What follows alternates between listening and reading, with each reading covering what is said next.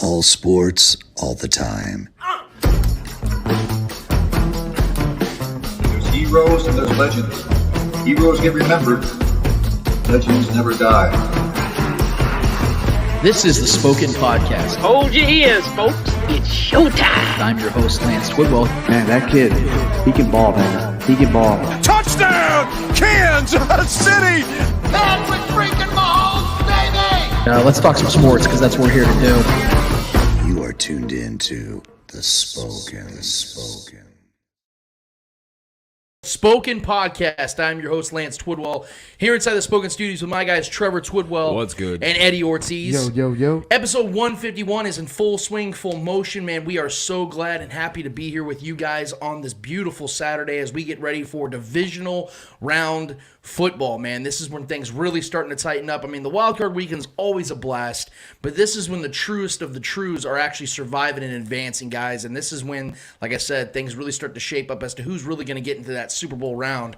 And I am so glad and happy to be here with you guys to break all this down and give you guys our thoughts and our opinions. We had some takes last week, and we can revisit some of those. But in the meantime, I want to thank all of you guys, whether you're live streaming, you're YouTubing, or you're podcasting. Thank you for making some time to be with us in this time. So let's get right into it, guys, because we have a special guest coming up in about 25 minutes, a former Chief that I like to consider a now friend, a guy that actually does his own podcast with our dear friend Jason Dunn, our brother Jason Dunn, also a former Chief. We have our guy Eric Warfield from Chief Concerns coming onto the show today to give us his thoughts, his viewpoints, his opinions on this matchup with the Chiefs and Bills, and I cannot wait to unpack his thoughts and his opinions on this very same on this game in particular. And we're going to probably get his thoughts on the other matchups as well, because there's some intriguing matchups this weekend alone, guys. So let's get right into what the Chiefs actually had to do in order to get into the divisional round.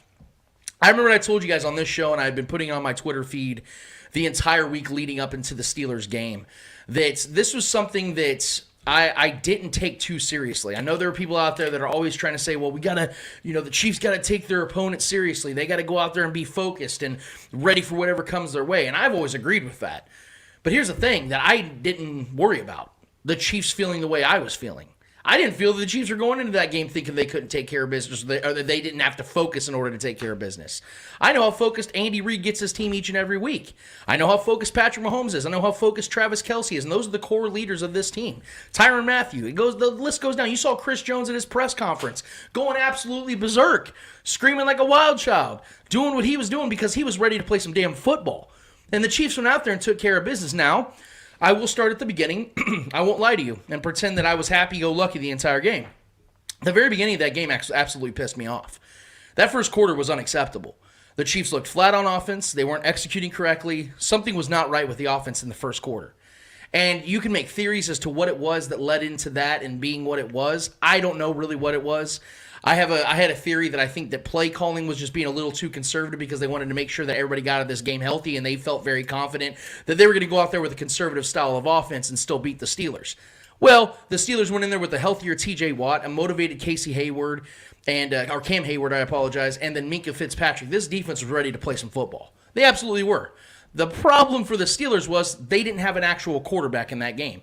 You could tell Ben Roethlisberger needed to retire a couple of years ago. You could tell he wasn't making the throws. He wasn't hitting his wide open man. And when he would hit his wide open man, they were dropping the ball. Deontay Washington had, 2 or 3 drops in that game, Trevor? I mean, they struggled offensively. So it never really felt like the Steelers were going to pull this one out, even when T.J. Watt is getting a double fumble from Darrell Williams to end up getting into the end zone.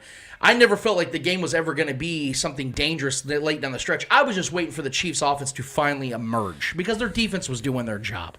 And then what you saw, the Chiefs score 35 unanswered points, and then we're sitting back chilling, just waiting for the division round to find out what kind of Bills team we're going to be facing the next week. And so I was already game planning for that by the second, third quarter. But I won't lie. It was an absolute blast to see Patrick Mahomes go out there and basically show everybody, you forgot about me. You guys are sitting here focused on Josh Allen having a perfect game against the Patriots, literally a perfect game. And my hat's off to Josh Allen for what he did against those Patriots. We're going to talk more about that in just a little bit when we unpack our Bills and Chiefs predictions and preview to this game leading up on Sunday night. But guys, the Chiefs showed the world on the national stage. There were over 28 million people that watched that game on Sunday night. That they are the team to still beat in the AFC. Now, I get it. The Bills are the new hot team that's out there. The Bengals are this new emerging, young, sexy team that's emerging. The Titans are this team that still find ways to hold it together. I get all the narratives leading into this game, into this weekend. But we have to understand something, guys, that when the Chiefs are clicking on all cylinders, there isn't a team in this league that can beat them. Not the AFC, the entire league. The narrative that's been going on all week long is Josh Allen at his best, can he beat Patrick Mahomes? Patrick Mahomes at his best, can he beat Josh Allen? The focus needs to be about the Chiefs and the Bills. And again, we're going to talk plenty about that. But you saw what the Chiefs did, and you can't tell me for a second they didn't watch that Bills-Patriots game and say, okay, we're going to go out there and do the same damn thing. Because what they did was the same damn thing. And in fact, they actually took it a step further. Because the Bills in that game threw a touchdown to their backup guard, got himself a thick six, as they like to call it. What did the Chiefs do on Sunday night? Allegretti literally comes off the bench as a double tackle, clears himself, lets the refs know that he's eligible, and gets himself a touchdown, a thick six, if you will. The Chiefs knew what they were doing. They were showing the Bills what they're going to have to game plan for. And I would imagine being Leslie Frazier and Sean McDermott on the Bills side of this matchup, they're looking at this going, man, not only did they get a thick six in that game, they got Travis Kelce throwing touchdowns. Like, the Chiefs were flexing their muscle in this game. And I honestly almost feel bad for the Steelers in this one because, as I told you guys on the show, and I said all week long on Twitter, the Steelers didn't belong in the playoffs. Like, we all can agree to that, right? Yeah. Like, they weren't a real playoff team. A lot had to go right for them to even get in there. I don't care about the whole 7-seed thing. There's so many people all upset about the 7-seed thing. I will knock that dead 24/7 if I have to. I like the 7 seeds, and I like the progression the NFL is going with, just for the record, and I can break that down later on. But the Steelers were never a playoff team, and the Chiefs put them to sleep early. Even with the late emergence of their offense. Once their offense started going, there was no stopping it, guys. Now Travis Kelce's putting up historic numbers. Now Patrick Mahomes is putting up a historic number. Now sits alone as the only player in the history of the NFL, regular season and playoffs included, to have four 400-yard, 5-touchdown games. No one else has done it.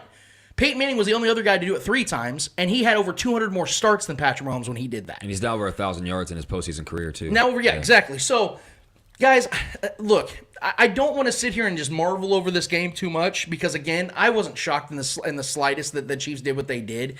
I think if we were all being honest, we all knew in our heart of hearts that was what was going to end up happening. The Chiefs were going to go out there and just absolutely destroy them and get out of this game healthy, which they mostly did. There's really nobody that got hurt in that game for the Chiefs. They were just looking at this and saying, this is an opportunity for not just to advance, but to make a statement. And they did, man, on both sides of the ball. I know that the Steelers ended up with 21 points. The Chiefs were subbing in and out of Chris Jones. He hurt his orbital bone. He was in and out of the game. Melvin Ingram was limited on snaps. The linebackers were taking limited snaps. I didn't look at this game as anything other than, well, like our guy Nick Wright said, it was better than a bye. The Chiefs got themselves a nice little warm-up sesh, and now they're going into a real game against a real opponent. And I'm very proud of what the Chiefs did in this game, and I think they got themselves right in a lot of areas. They needed to be right before a big game like this against the Bills at Arrowhead this week. Trevor, what were your takeaways? Yeah, I mean, as far as it being better than a bye, that's more of, I think, a fan way to look at it, which it makes sense because we did develop some momentum, and it is, kind of an easy way to get the ball rolling and get our juices going and, grease up those gears. But at the same time, I think the players would much prefer to take a week off, especially with some of the guys we have banged up. But either way, I mean, yeah, what happened was what we kind of expected to do. We just kind of had a delay, which is what we typically do in playoff games, is we like to spot teams 10 points, start slow.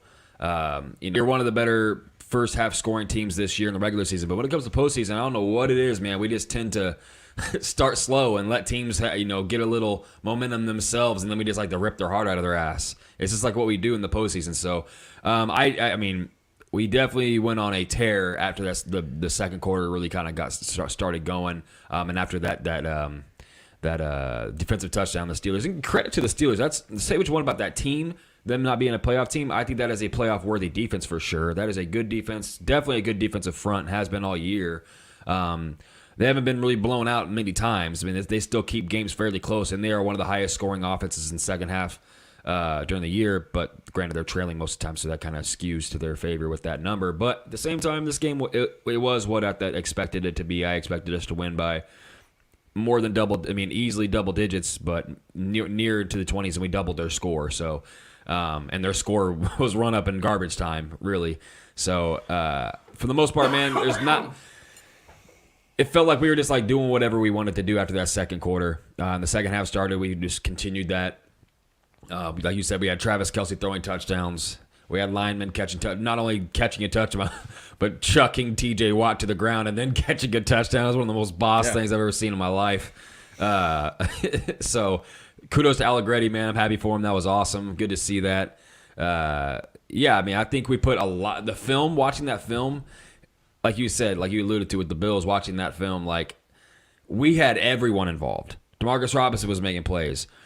I mean, Pringle was balling, right? McColl's been getting involved for the last few weeks, and he looks great, especially on the returns and getting him in space and letting him get some yak. That's been really good to see for McColl because that opens our whole offense up. Patrick used his legs a couple times in that game as well, running for a couple 20-yard scampers. That was good to see, man. I love when Pat uses his legs because he uses it right. I don't like to see him take any hits, so as long as he gets down, I'm cool with it. Because that opens the entire offense up. Because if teams got to worry about that, then it's damn near impossible to stop our offense. McKinnon, man, was the star of the show. I mean, the guy was doing everything we needed him to do. I've always been a believer and a big fan of him. He's extremely talented. It's just always been a health issue and his availability for real on for his career. So I think we'll see more of him in this game upcoming. I do believe that. I know Clyde's been practicing all week, and I think even Daryl got in full practice on Friday, I believe, yesterday. So that's good, man. We got our whole repertoire of running backs. That's huge heading into this game. I think we're going to really, really utilize running backs heading into this next week. But the Steelers game was fun. It's just what it was. It was just fun. I was just having, like you said, early in the game, we weren't having fun. It was not very enjoyable there. But you just look at the stats and how we scored. Travis Kelce throwing one, lineman catching one. My favorite play, though, my favorite score was the Pringle back of the end zone throw. That throw was, dude, that was one of the best Patrick Mahomes throws all year. Yeah. He escaped the pocket, extended the play, and ran out to his right, which is always the best plays come from Patrick Mahomes when he scrambles out of the pocket. I mean, he's the best off-script quarterback I've ever seen in my life. And then that throw right over the defender, just placed it where only the receiver could get it at the back of the end zone. And Pringle was right in the right spot at the right time. That was my favorite play of the game. Yeah. We can talk about the Travis Kelce throwing a touchdown. It was incredible and landmark play for his career, and his mom was there. It was just an incredible thing to see. It was so fun. But that throw, man, is just that's what's scary. The one, if I'm watching tape and I see that throw from Patrick Mahomes and I know he's dialed in like that, that's a scary thing to see, man. And then he had another one with Tyreek Hill, almost exactly the same. Yeah. Oh, yeah. Tyreek should have too, man. He got that elbow down. Yeah. And that play was weird as hell. It was like we had one guy roll out, Patrick rolls out and fakes out like he's going to throw it to the end zone, and then almost like a check down, checks it down to the middle, and it was like it wasn't like a shuffle pass like we did to McKinnon. It was like a little like nah. And then Tyreek's right. It was like it almost looked like it wasn't supposed to be that play. But I mean, there was just so much on the film for these Bills to prepare for. Granted, I know we got a lot to prepare for too, but there was so many different ways we were scoring, so many different ways we were moving the ball. It's gonna be a clash of the Titans here, man, coming in this weekend. This I'm not gonna say this is better than a bye, but obviously it was good for the Chiefs to play this game. For the simple fact that let's say they would have went straight to the divisional game, they would have went against the Bengals. You get the Bengals that many drives, and then the Chiefs obviously struggling early. You're losing that game. You're not coming back against the Bengals. You're going to go down 2 scores, 2-3 scores if you come out playing like that. So it was good that the Chiefs came out. It's a little slow, a little rusty, but then they got into that grind, and then obviously we know what happened. We can't downplay the Steelers' defense either. It's not like that they're a terrible defense, because they're not. Obviously, J.J. Watt, arguably the best defensive player this season. Yes. Besides Aaron Donald, but could potentially win Defensive Player of the Year. Other than that fumble recovery for a touchdown, and then the pick, which was an incredible play. Yeah, after those two plays, he pretty much disappeared the whole game. They were trying to put that pressure on Patrick Mahomes, but I believe that pick that Patrick Mahomes threw early kind of made him a little bit more aware. If J.J. Watt or somebody was closer, don't throw directly at them, because they'll make the play. That was a play that J.J. Watt I don't think Pat saw him on that play. Yeah, I don't think Patrick Mahomes fucked up. I think it was more of T.J. Watt making that play. He made that play. That's what he does, Yeah, man. so we can't downplay that this defense. It's a bad defense because it's not. Yeah, their offense is terrible. I'll give them that. Their offense is complete garbage. I'll give him that, yeah. Yeah, I'll give them that. but the defense, obviously, you got to go against Fitzpatrick, who is a great save. He's not no fucking scum. He's a beast. He's a beast. He knows what he's doing. So for Patrick Mahomes to go out there and just sling the ball the way he did without even having to worry about the fucking safety, just shows that this team plays different in the playoffs. This team is definitely different. We've seen throughout the whole season they didn't play this kind of football because they were. This game, Patrick Mahomes was slinging the ball. He was throwing balls. You saw Pittsburgh try to play that man coverage, and then Patrick Mahomes was like, all right, cool. Yeah, pick it apart. Yeah, I'm just gonna pick it apart. So so the Steelers defense had no, I guess you could say Answer. no medicine. Oh, yeah. No remedy for it, No yeah. remedy for that. Because no matter what the defense did, the Chiefs adjusted. And I think I love what the Chiefs did this season. They adjusted to what the defense gave them. And it's given them more of a weapon this playoffs because if you go and play them the two highs or whatever, the cover two, they're going to pick your defense apart up close, and then they're going to open the gap because they're going to have to force you to change that style of play. Yeah. Because they're just going to keep eating 5, 10, 15 yards at a time, extending your drives, keeping your quarterback on the sidelines. And you can't have that. So they're going to start making these defenses either start rushing Pat or blitzing and doing all this stuff. So I love this. This Chiefs team is even more deadly than the regular season because now they have two ways that they can, more than two ways, but they have many ways that they can beat you now. So Well, especially McKinnon becoming a new addition to Yes. our repertoire of weapons. and That's- then, Shaggy Shane said Yeah. McKinnon still needs more snaps than CEH this weekend. Yeah, and He we're probably definitely will, we're yeah. definitely gonna get more into that, but I would tend to agree with Shaggy on this because of the fact that you got to roll with the hot health hand. factor, too. You got to roll with the hot hand. We've seen throughout the years whenever a fringe player like a McKinnon starts doing what they do. I don't know, maybe like Damian Williams. What was I saying the just 2 entire years time I ago? watched Yeah. him? Like, dude, I you feel like I'm saw not- the it's that emergence, a guy same that no one had any role. expectations for, some reject from Florida for the Miami Dolphins comes in here and scores 11 touchdowns for the Chiefs in the playoffs. That's absurd. So I agree. I think McKinnon should roll with the hot hand. My favorite things about this game, two things. First, on the defensive side, was situational football and execution, where Najee Harris, the most sure-handed running back in football, never fumbled, ever, right?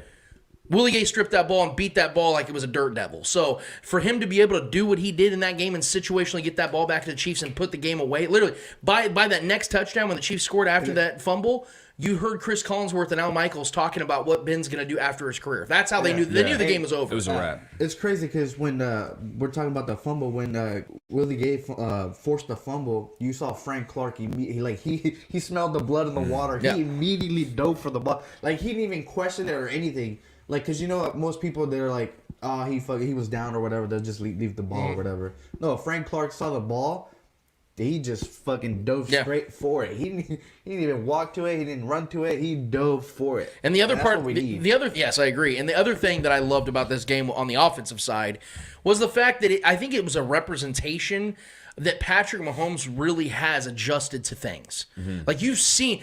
It's time, He's but yeah. taking what the defense is giving him, and it's working. And that is a credit to McKinnon for being so effective in this game. And we're using But it I so many different The ways. defense had to adjust to Yes. that because they weren't expecting the run game. So if this offense can contain that run game that they had against the Steelers, bro. And I loved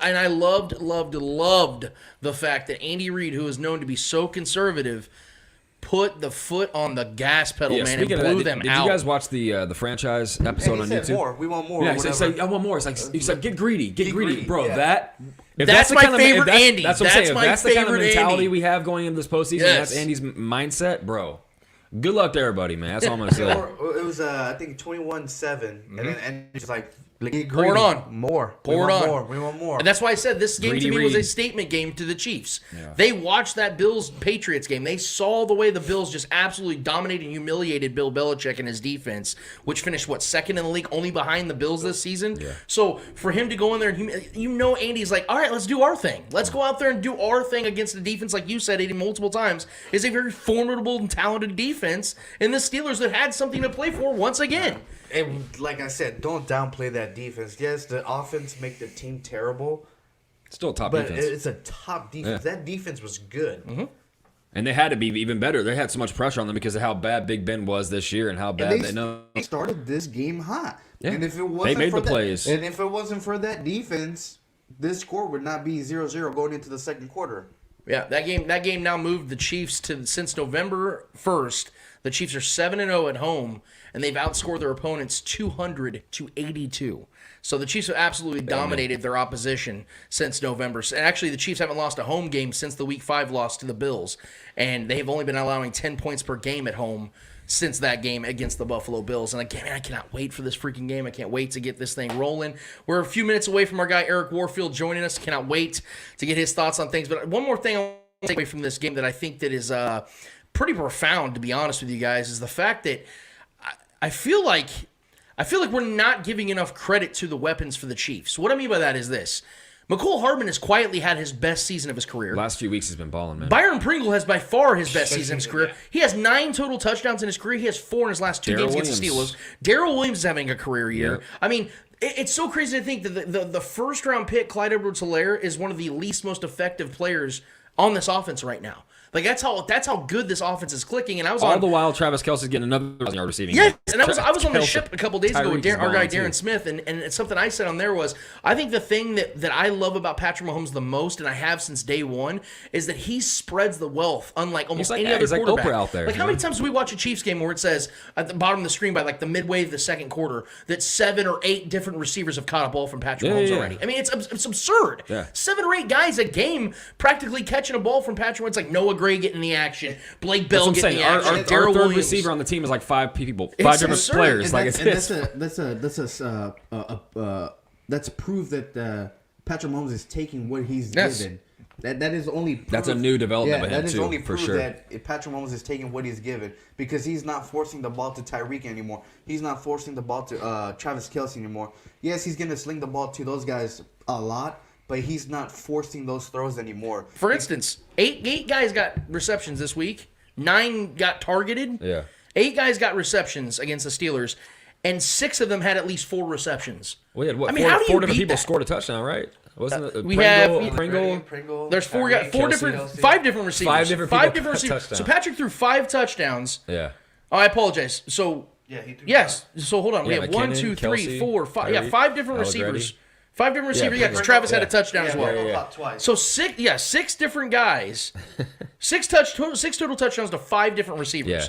You want to talk about absolute versatility on an offense? And then Kyle Henning on YouTube says mostly due to injury is why Clyde hasn't been as effective. 100%. And Absolutely. Kyle knows. I've talked to Kyle many times. We've been on shows together. I'm a big Clyde guy. I defend Clyde vehemently. I think he's extremely talented. I know he may not be the burst back that some people want out of a guy like that. That's where McKinnon comes into play. So I don't mean to Far from a bust. downplay what Clyde can be in this offense. I think Clyde can be very effective. We saw in the last Steelers game. Yeah. He got blown up by 2 different defenders. I Still believe took one it of them in. was T.J. Watt, and he just took it and ran off the side and got in the end zone. I think Clyde's going to be a big contributor to this offense if and when he gets to play. I think he's going to play this week. I think he could be effective. But at the same time, because of what we saw out of McKinnon, man, we got to keep rolling with the hot hand in this one, at least until it shows that McKinnon can't be effective on a consistent basis. As a fan, that's what you want. Yeah. You want the hot hand guys, especially at running back, because our running back room has kind of been a revolving door. We've had so many different. We've had the Derek Gore games.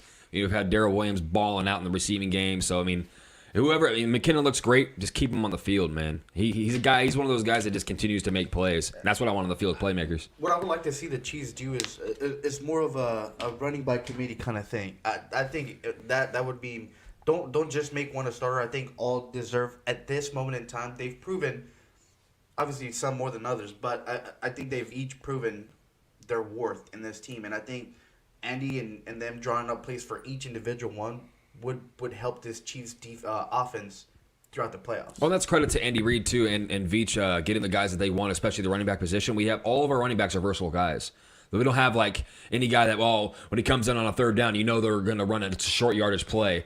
Or you know he could catch a 5-yard, check down and take it to the house. Like we have all four of our running backs we've had in rotation this year are guys that can catch and run the ball efficiently. So that's tough on defenses, man. Like not to like key in on certain players that have certain attributes. That all these guys are very versatile players. So if you look at even the recent Super Bowl appearances, you see teams have running backs by committee. So that's nothing new, especially here in Kansas City, because that's the way Andy Reid loves to run his offenses. Of course. All right, we are so privileged and so honored to be with our guy, a co-host for the podcast Chief Concerns that I highly recommend you guys get on.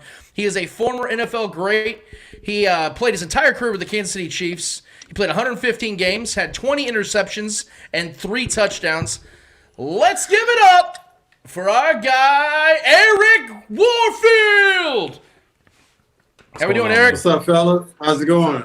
It's going great, man. It's going beautifully.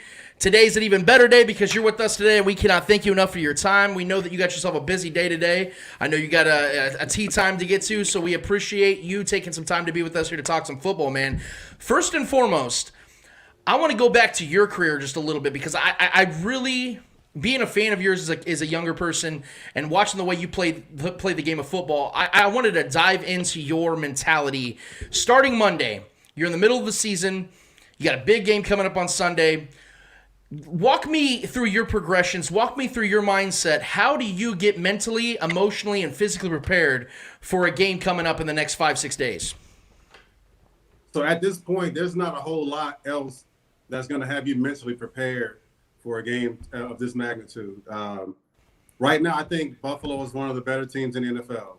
Outside of what Kansas City has done and where we're at right now, Buffalo's playing some really, really good football.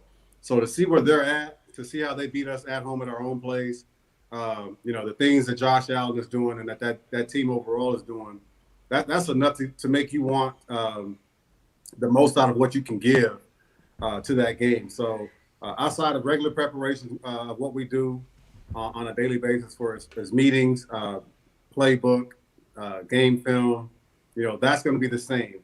But just knowing the magnitude of this type of a game and I guess the statue of where Buffalo sits right now, because I think that the winner of this game is pretty much going to be your Super Bowl winner this year. And I'm pretty much saying that we're going to be the winner of this year's game, of this year's Super Bowl. So, but Buffalo's a tough team, man. They're a really, really good team.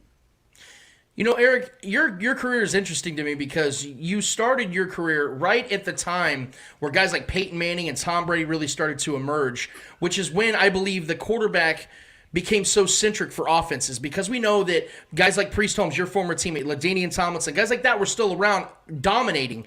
But a lot of offenses started focusing more on building around the quarterback. So you as a cornerback yourself, as a defensive back, which type of quarterback did you prefer to play on a normal basis? A guy that played it more conservative and did a lot of the check down plays and let his guys create with his feet?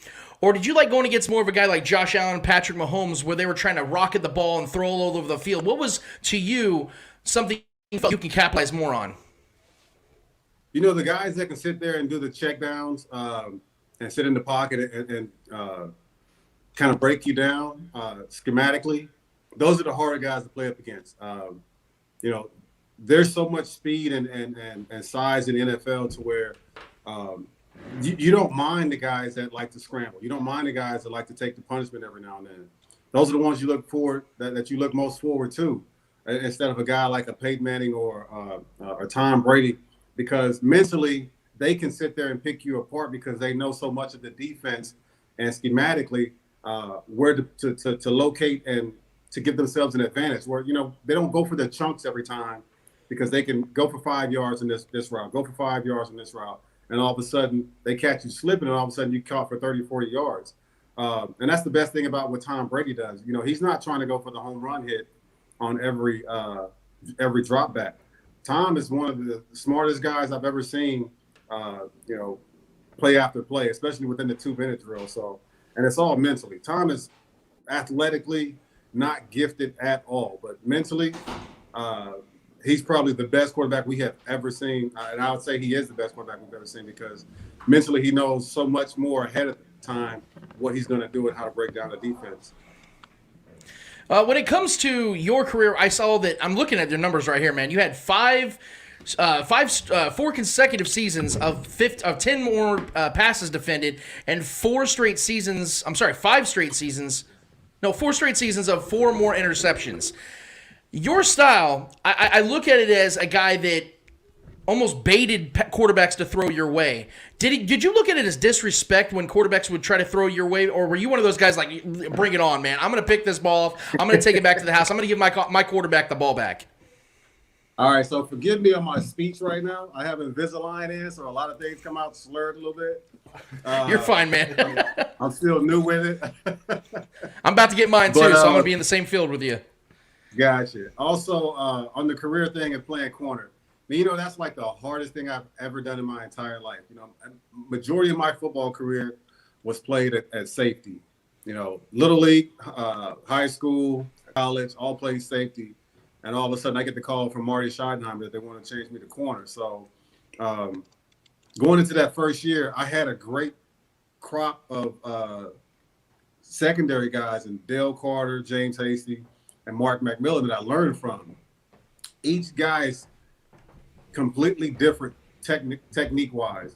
So I had to learn from each one of those guys in order to bring myself into a position that I had never played before, never imagined playing before. And then going up against some of the most talented, fastest guys one-on-one in the NFL, man, that's scary in itself. So when I got that call on draft day that they were going to change me to corner, you know, I basically thought my career had started and ended on the same day because I didn't think I could cover these kind of guys. And going into my first year, I was drafted with Randy Moss. And so our training camp was in River Falls, and we had to practice against the Vikings every summer at training camp. So I got to go up against this guy along with Chris Carter and those other guys they had with Minnesota, their amazing passing attack.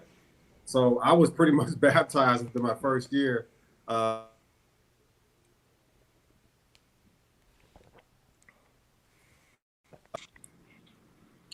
Hello? You still? I think we broke up. I think we broke up on there. Yeah, a phone call came, but I don't know how. You're a busy man. A lot of people need your attention. My mom was calling, but we'll get back to her later. Damn, he's prioritizing us over Mom. Hey, Mom, if you're watching this, that wasn't our idea, all right? She's good. So I was scared as heck the first couple of years, man, but I kind of picked it up. And the worst part was things just started to click for me. I wasn't a great corner. I was just a good athlete. You know, I was good in all sports, and I was able to transform that into some type of corner that can go out and, you know, have a decent NFL career. So it was tough each and every game out there for me, but I had to lock in and do what was asked of me. You know, was it the greatest? No, but, you know, I made an 8-year, 9-year career out of it, so. Yeah, something to be proud of for sure, I would say. Now, when it comes to this matchup against the Bills, on the defensive side for the Chiefs, we've seen the Chiefs' defense take it to the whole nother level, especially at home for the last, I think, 2 months now. It's been 10 points per game they've been averaging. They're 7-0 at home since week 8, and they've outscored their opponents 200-82. So the defense has really clamped down. Josh Allen is a very worthy opponent, but something we know about Josh Allen, he's also very inconsistent. He can have a lot of highs and a lot of lows very consistently from week in, week out. When it comes to the Chiefs' cornerbacks and the defensive backs, L'Jarius Sneed, Charvarius Ward, Tyrann Mathieu, Juan Thornhill, Dan Sorensen, all these guys, they're going to be out there. If you were to give them some advice for this game from what you've seen from Josh Allen, what do you think the weaknesses and strengths they need to be paying attention to the most in this particular matchup in order for them to capitalize and help Patrick Mahomes and that offense, put them in greater situations, greater positions on the field, and ultimately get this victory? You know, we call it plaster, and that basically means you just lock onto the guy that you're covering. I think our secondary and our defense as a whole has been doing well the second half of the season. You know, we started the first half, and everybody was arguing about how bad we suck defensively, how bad we're doing offensively, and, you know, the interceptions that Patrick was throwing, the drop passes. You know, our corners couldn't really cover anybody.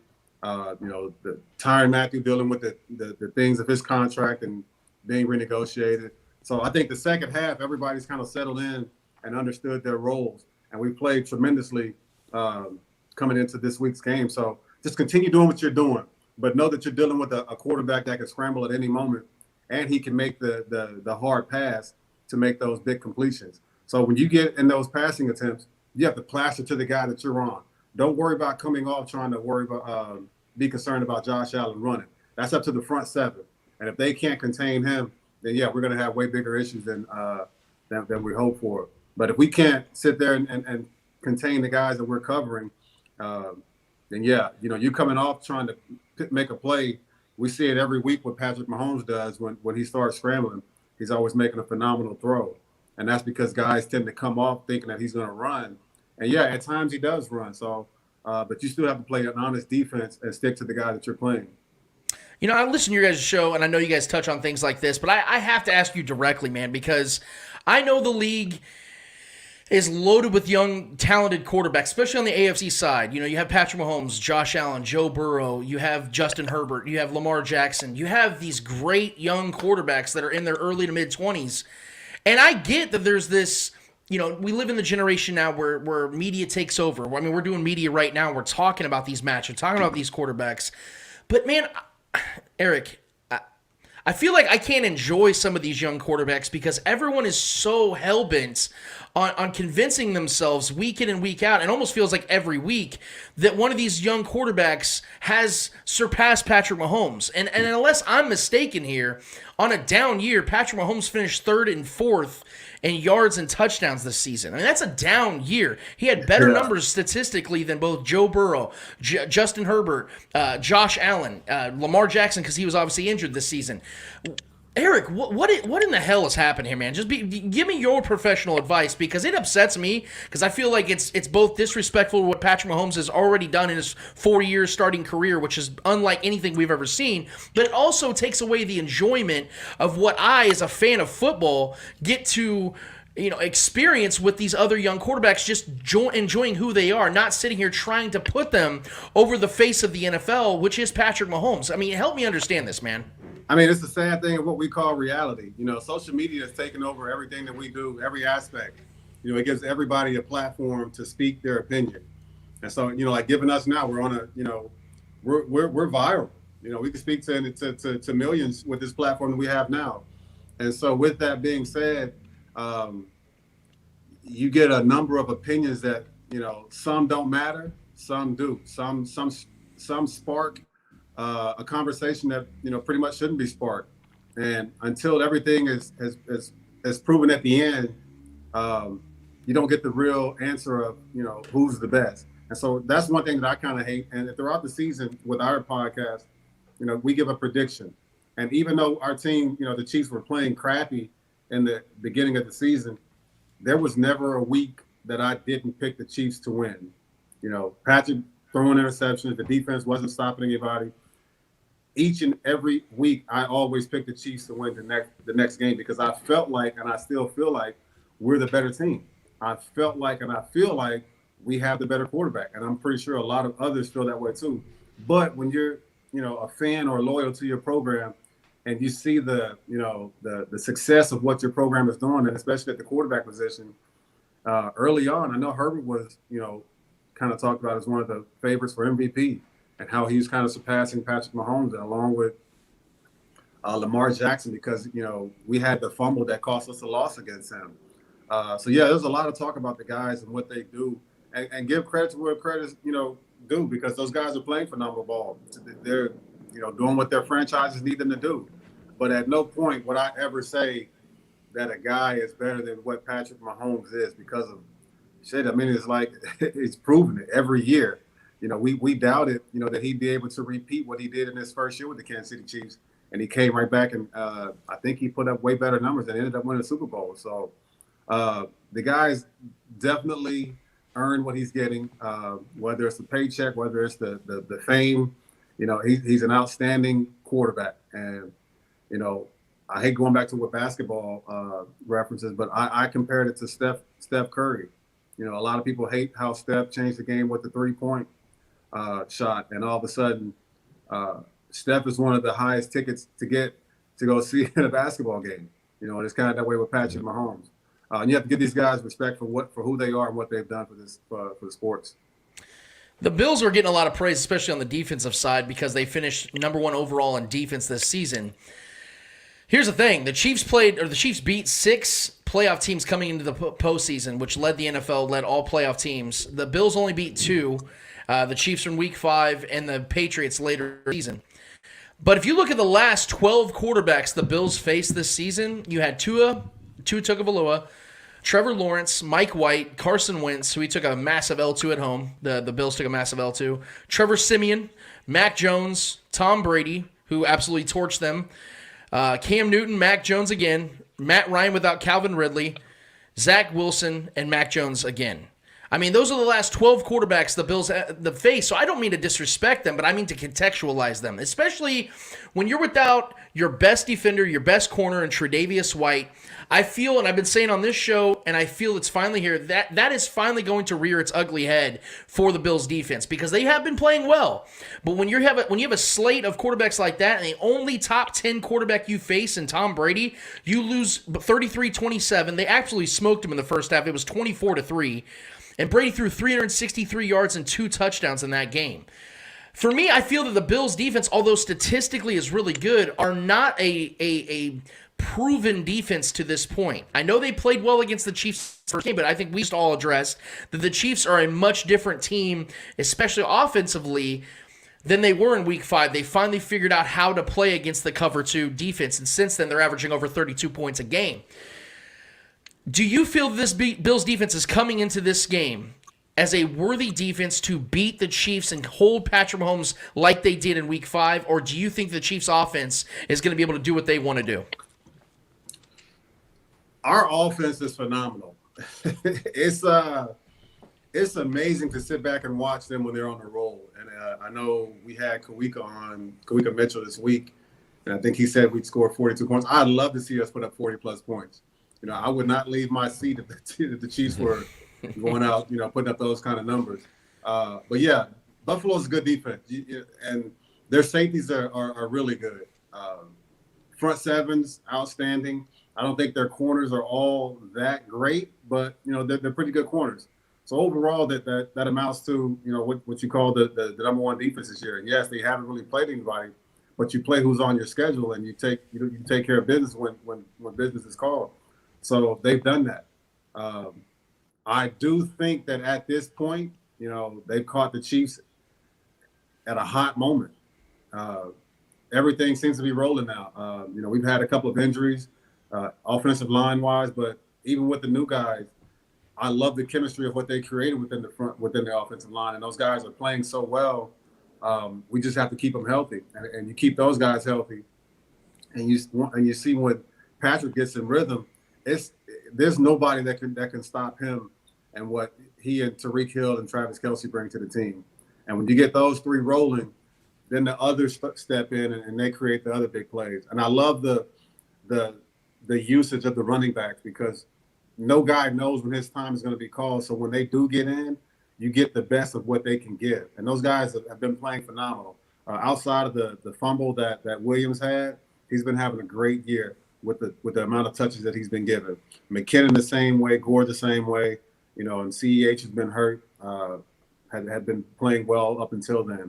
So I just think that with this offense and with the play calling, once we get in rhythm, whether it's in the second quarter, second half, there's really no stopping us, because we have so many weapons. And with that guy running the ship, who I still think is the MVP of the season, but it's kind of unstoppable, and hopefully, we can get started in the first quarter instead of late. So, yeah, and the confidence is there for me, because when you look at the last AFC Championship, which I think has more bearing on this game than the Week 5 game, because I felt that both teams were at their best in the AFC Championship, and I don't feel that both teams were at their best in Week 5.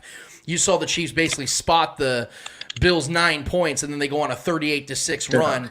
So I agree with you. I would much prefer them see they go out there and be hot in their first quarter like they have been for the majority of the season. But even if they were to go down 7-0, 10-0, I still feel confident of the Chiefs Chiefs can get in this. And the reason why is what I just talked about with my guys here before we had you on. My favorite thing about Patrick Mahomes, and it's been since day one, is the fact that he loves to sprinkle the ball across the field to all of his receivers. I mean, just last week against the Steelers, he had 5 touchdown passes to 5 different receivers. That's just something that's absolutely profound. So I know that you don't pick against the Chiefs, or at least you haven't. I know that you believe in this team more than a lot of people out there do, even including myself at times, the way they started the season. But I still have to get it on record here with our guy, Eric Warfield. Who are you picking in this game? And if you have a score prediction, because I know your guy Kavika had the 42 points or over 40 points, dare I say our guy Eric echoes that. I don't know. What's your score prediction in this game, man? I picked 27-24 Chiefs. Let's go. I think that the Bills are a good enough team where they're going to get points. That we're not going to shut them out. But I don't think it will be a high scoring game. And I think Vegas has them right at 51, 52 points total for this game. So I don't look at those numbers. I just feel like for what we've done and who we are right now, I think we can put up 27 points on this team and hold them to under 25. So hopefully that 27-24 is the game. I like it. I like the prediction a lot. But one more question for you, Eric. It's a very important one. In fact, it's the most important question. And it's a question we ask our dear friend, who's also a dear friend and a co-host of yours, Jason Dunn, JD. What's your go-to spot in Kansas City when it comes to barbecue? And why are you pro mac and cheese, unlike our guy JD? I don't really have a go-to spot for barbecue in KC. I've always been like the steakhouses. I forget the name of the place that's at the casino. God, is it Arthur Bryant's? Oh, It might be Arthur. I think so. At the which casino are you talking about? Do you know, Eric? Shit, I all of them. So it's been a minute. Well, the reason I ask, it's important because Jason still hasn't taken us up on it. But I told him, man, whenever you guys are in town, we're fronting the bill here, man. So what are you guys doing? I mean, what are you waiting on? You need to be on the plane now. Forget golf. Come out to get some steakhouse grub out here, man, with us. I mean, we're just trying to talk football. We have the steakhouses out here in Texas, though. But Hey. That's true. That's true. What are we doing? Let's book. Hey, Eddie, get on there and book the flights now. We're gonna meet Eric out there today. Forget football. It's a little warmer out there. No, but seriously, man, you're in Kansas City. You need to hit us up. Get JD to come with you, and we're gonna make this thing happen. And we'd love to hang out with you guys and talk some football, man. Sounds good. All right, well, that is our guy, Eric Warfield. You can follow him on Twitter, EA Warfield44. They do a show called Chief Concerns with Dash, with JD. They have a great show, man. They get great guests, obviously former teammates. They had Priest a couple weeks ago. They got Kavika Mitchell. They got some of my favorite childhood, teenage favorites, man, from this Chiefs team, and Eric is definitely one of those guys. I am so happy that I can say that I got to talk football with my guy, Eric Warfield, and we'd love to have you back, man. Sounds good, man. You let me know. We can get back together after the Super Bowl. Let's do it. Let's do it, man. Sounds good. That's our guy, Warfield. Thank you so much, Eric. Have a good one, guys. You too, man. I should have asked him what his handicap was at golf, man. I didn't ask that. But you know what? I'm so focused and fixated on barbecue, steakhouses, and football that I can't think about anything else. Exactly. Yeah, Do we? We grub after every show. No, no. My girl did make pancakes, so I will say that. Love you, Kelly. Thank you so much for doing that because those pancakes were delicious. Kyle Henning said the other NBA comp to Patrick Mahomes, I believe, when we were talking about Patrick Mahomes, I didn't even see this. Is LeBron James because he's the GOAT. Man, those aren't bad comparisons. He's a little bit of LeBron, he's a little bit of Steph. Not too bad. A little bit Not of bad. mentality. Not bad. I agree with my guy Kyle. That's a great comparison. I would vehemently agree with that. And I've even heard Jordan comparisons too. So for all those Jordan truthers out there, I guess you're gonna have to agree with all three. He's good.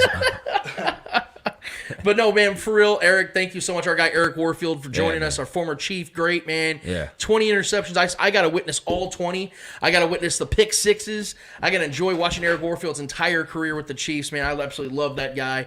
And he's like all-class dude, and I can't wait to talk more football with him. Shout out to Jason Dunn and Chief Concerns as well, man. They have a great show out there, and that's a good friend of ours as well. We've had him on the show, and we're going to definitely have him on the way back on the show. But let's move to the Eddie Hour, as we like to do each and every week. Eddie's got some thought-provoking questions trying to piss me off, and he usually works. Eddie, what's in the Eddie Hour this week? Ain't nothing provocative. Provocative. Provocative. Ain't nothing provocative. It's not provocative. Yeah. All right, I'm out of here. Yeah, you have Invisalign too? Yeah. God, I'm having a stroke over here. Face is starting to tilt. Oh, shit. All right. All right, man. First question, man. If the Lakers want to win in the playoffs, do they have to trade Russell Westbrook? I think at this point that you have to. Russell is. I'm not going to sit here and say that he is the reason this team is failing to this point, but he is not helping things at all, man. He was brought in to be a complimentary star piece, and he's been anything but complimentary. He's about to get his head coach fired. Frank Vogel's about to get fired, and it's not Frank Vogel's fault. He's out there trying his best. I mean, you even heard his recent press conferences. They're asking him, "Hey, why did you bench Russell Westbrook in the final stretch of the game?" I put the guys out there that I think can win the game. And that was an honest response, and I appreciated that from Frank Vogel because he's telling the truth. Because Russell is hurting this team more than he's helping it by far. Is he still putting up numbers? Yes. They look good at times. He had an awesome dunk a couple days ago. Yeah, but that PER. But he's so inefficient. He's killing things, and LeBron's out here having to defend him to the media because they're boys, they're friends, they're lifelong friends. But at this point, man, I think they're going to have to bite the bullet and sacrifice some of that cap and pay for the majority of it and just get him off the team. I don't know what they can get in a trade, but at this point, man, I feel like if you can get a couple role players, that's going to help a lot more because LeBron's leading the way. AD's eventually going to get back, hopefully, whenever he decides to get healthy or give a shit about playing basketball again. I have no idea. Sprain? I don't know what it is, man. I know it had to do with the lower extremity. It always seems to be with AD. I think it was an MCL sprain. Yeah. It's a sprain he's dealing with. It's a lingering. I told you guys, as long as LeBron's playing like this, the Lakers are always going to have a shot.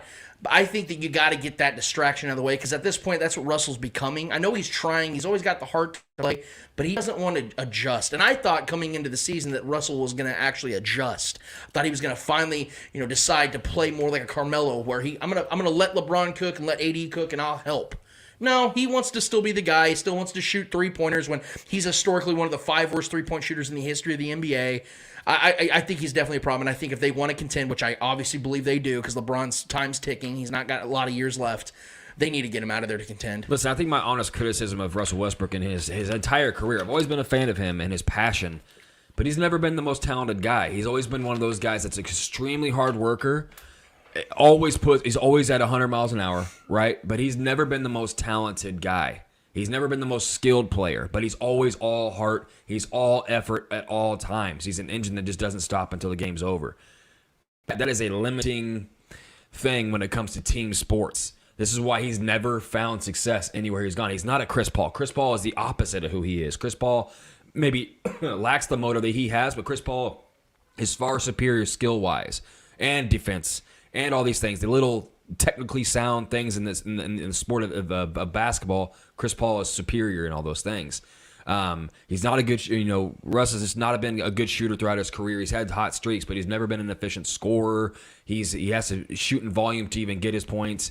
He's collected and accumulated a lot of numbers, but it's just not working. I never really liked this signing for the Lakers. I didn't think it was a great fit because I felt like he was going to kind of like butt into what LeBron already kind of does.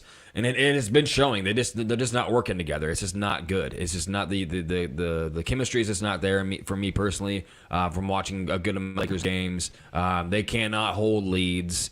They blow a lot of late leads.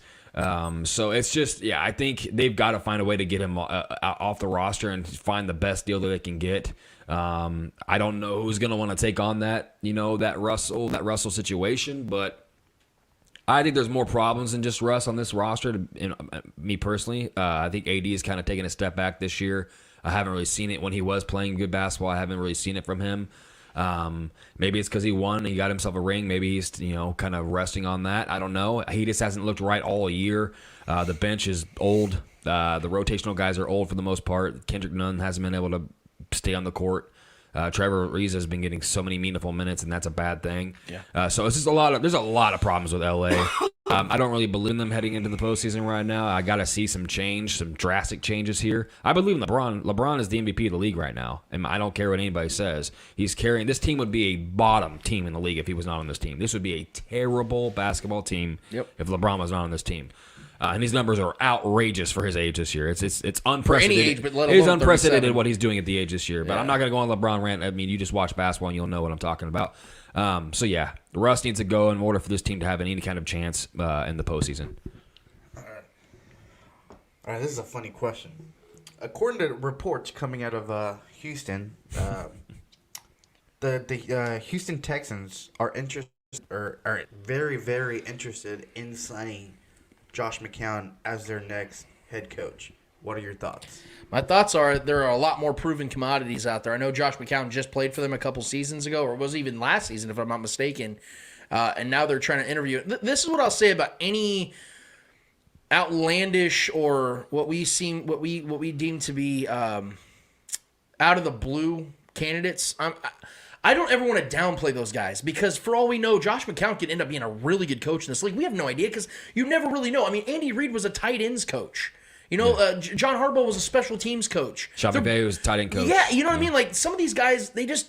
Exactly. Like, you know, the Washington football team had Shanahan, Kyle Shanahan, Matt LaFleur, and Sean McVay as specialty coaches. That's how it is a lot of times, though. You know, Andy Reid, where he comes from, you know, that exactly. tree. That's what I'm saying. Like, you have people come about that blow you away. So maybe he will be. So I don't mean to say it's stupid in that regard, but why it's stupid is because there's guys out there that are so much better, more proven guys to this point that I feel deserve those shots over McCown because McCown hasn't put the work in. I mean, hell, even Hines Ward has been an assistant coach with the Jets. He's put his time in. He's getting interviews finally, but it's like, why are we so fixated and focused on getting guys that are not at the level of Eric Bieniemy's, Doug Peterson's, Jim Caldwell's, even Byron Leftwich is putting his work in, man. Like, why aren't these guys the headliners? Brian Dable is probably going to get that Giants job, but it's just, I don't understand the necessity for a Josh McCown to this point. Let him prove himself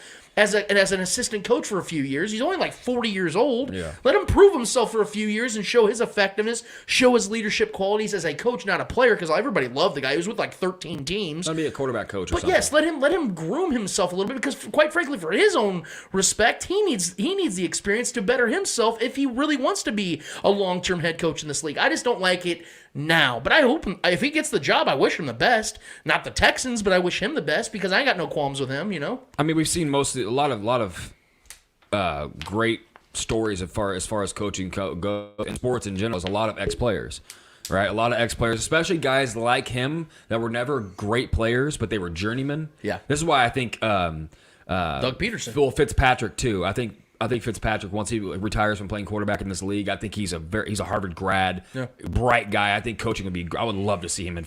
We need his personality in football for as long as we can possibly. I think Marshawn Lynch should try to become like some kind of running backs coach or some. I love those kind of because those are bright guys, man. So I think the McCown idea is cool, but I mean it's the Texans. Who really cares? You know, I mean, like who cares who's gonna? It's not like this is a sexy gig, man. You're walking. Look what they just did. I know who doesn't care. Deshaun Watson. I mean, look what they just did. Yeah, I know. And plus, this is me wanting the Flores thing to work out, and because I can call that. But that looks like that's going down the toilet. So, I mean, if he gets the job, that's cool. But there are definitely other people that deserve that. But the real question is, who really wants that job? Is that a sexy job? I think people would prefer the Jacksonville job. I think people are dying to go get that Raiders job. That's a great gig to get right now. Harbaugh's in cahoots with that situation, so I think that's a possibility there. But there's so many other opportunities that are sexier than the Texans, especially with the Deshaun Watson debacle, him being out. You don't have a franchise quarterback. You know, you got Davis Mills, the neck of the league. Who's going to be out there. Probably. I don't know.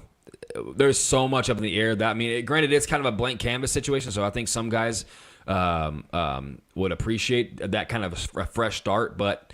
That is a jaded bunch. That is a jaded fan base. That is a lackluster front office. There's so many things that are going on over there that are deeper than just the head coach position. So I think a lot of people got to take into consideration that. I think that's what is happening. But I mean, McCown being never being a coach, this for him it makes sense because this is his chance to kind of get his feet wet, maybe working a resume up. But I think a lot of serious head coach inquiries are kind of avoiding this situation, if I'm being honest. So if he gets it, it's cool. I've always liked McCown as a person. I thought he was a fairly good quarterback too when he filled in for a lot of different other injured quarterbacks. A solid backup for a lot of his career, a solid starter for a lot of his career when he did start. So I mean, if he gets the opportunity, good for him. He's a good guy. He's a good family guy, well spoken, strong personality. Could demand a locker room. I could definitely see it happening. If it happens, it happens. I'd be happy for him. Will we finally see Eric Bieniemy get a head coach job this season? Look, man, it better happen. And the reason why, I'm not going to sit here and make the whole case that he deserves it, because I think we all know that's the case. I think it has to happen for this particular reason. Because if he doesn't get it this year, I don't know why he would end up getting a job later on. Think about it. He's not only been the Chiefs offensive coordinator for 4 years, he's been the Chiefs offensive coordinator in the greatest 4-year stretch that the Chiefs have ever had. Like, what more can he do? Well, not just the Chiefs. This is one of the greatest runs any NFL team's had. Yeah, if he can't get a job after that, like, what's going to get him the job? What more could he do individually to prove his worth in this league?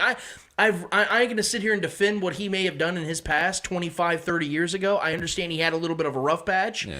But for me to sit here and utilize that against him 25, 30 years later, I have to ask the question, then why did he deserve an OC job? If his past is keeping him from getting a head coaching job, why didn't it keep him from getting an OC job or a job before that or a job before that? Why was he allowed to do it? I mean, Urban Meyer's getting jobs. So. It's because it's no longer relevant, right? It doesn't really play a factor in his daily routine anymore because he's grown up. He's in his 50s now. He's learned his lessons as an adolescent, right? Then maybe we should all move on and give this man an opportunity, because I guarantee you skeletons are in everyone's closets, especially like the man Trevor just mentioned, Urban Meyer, who keeps getting jobs for some damn reason for being absolutely subpar at best over his last couple visits. So to answer the question, man, he gets it. Because from my vantage point, I don't really see how he's going to get a job any other time as opposed to the last 4 years when he's proven himself as a worthy candidate. Yeah, I mean, I think it has to happen this offseason. I know Denver's been putting in some hard inquiries on him. I would hate to see him go to Denver. I mean, they got some things to figure out over there, but I think it's Denver, and who else has really been inquiring that we know of? Minnesota, the New York Giants supposedly reportedly were interested.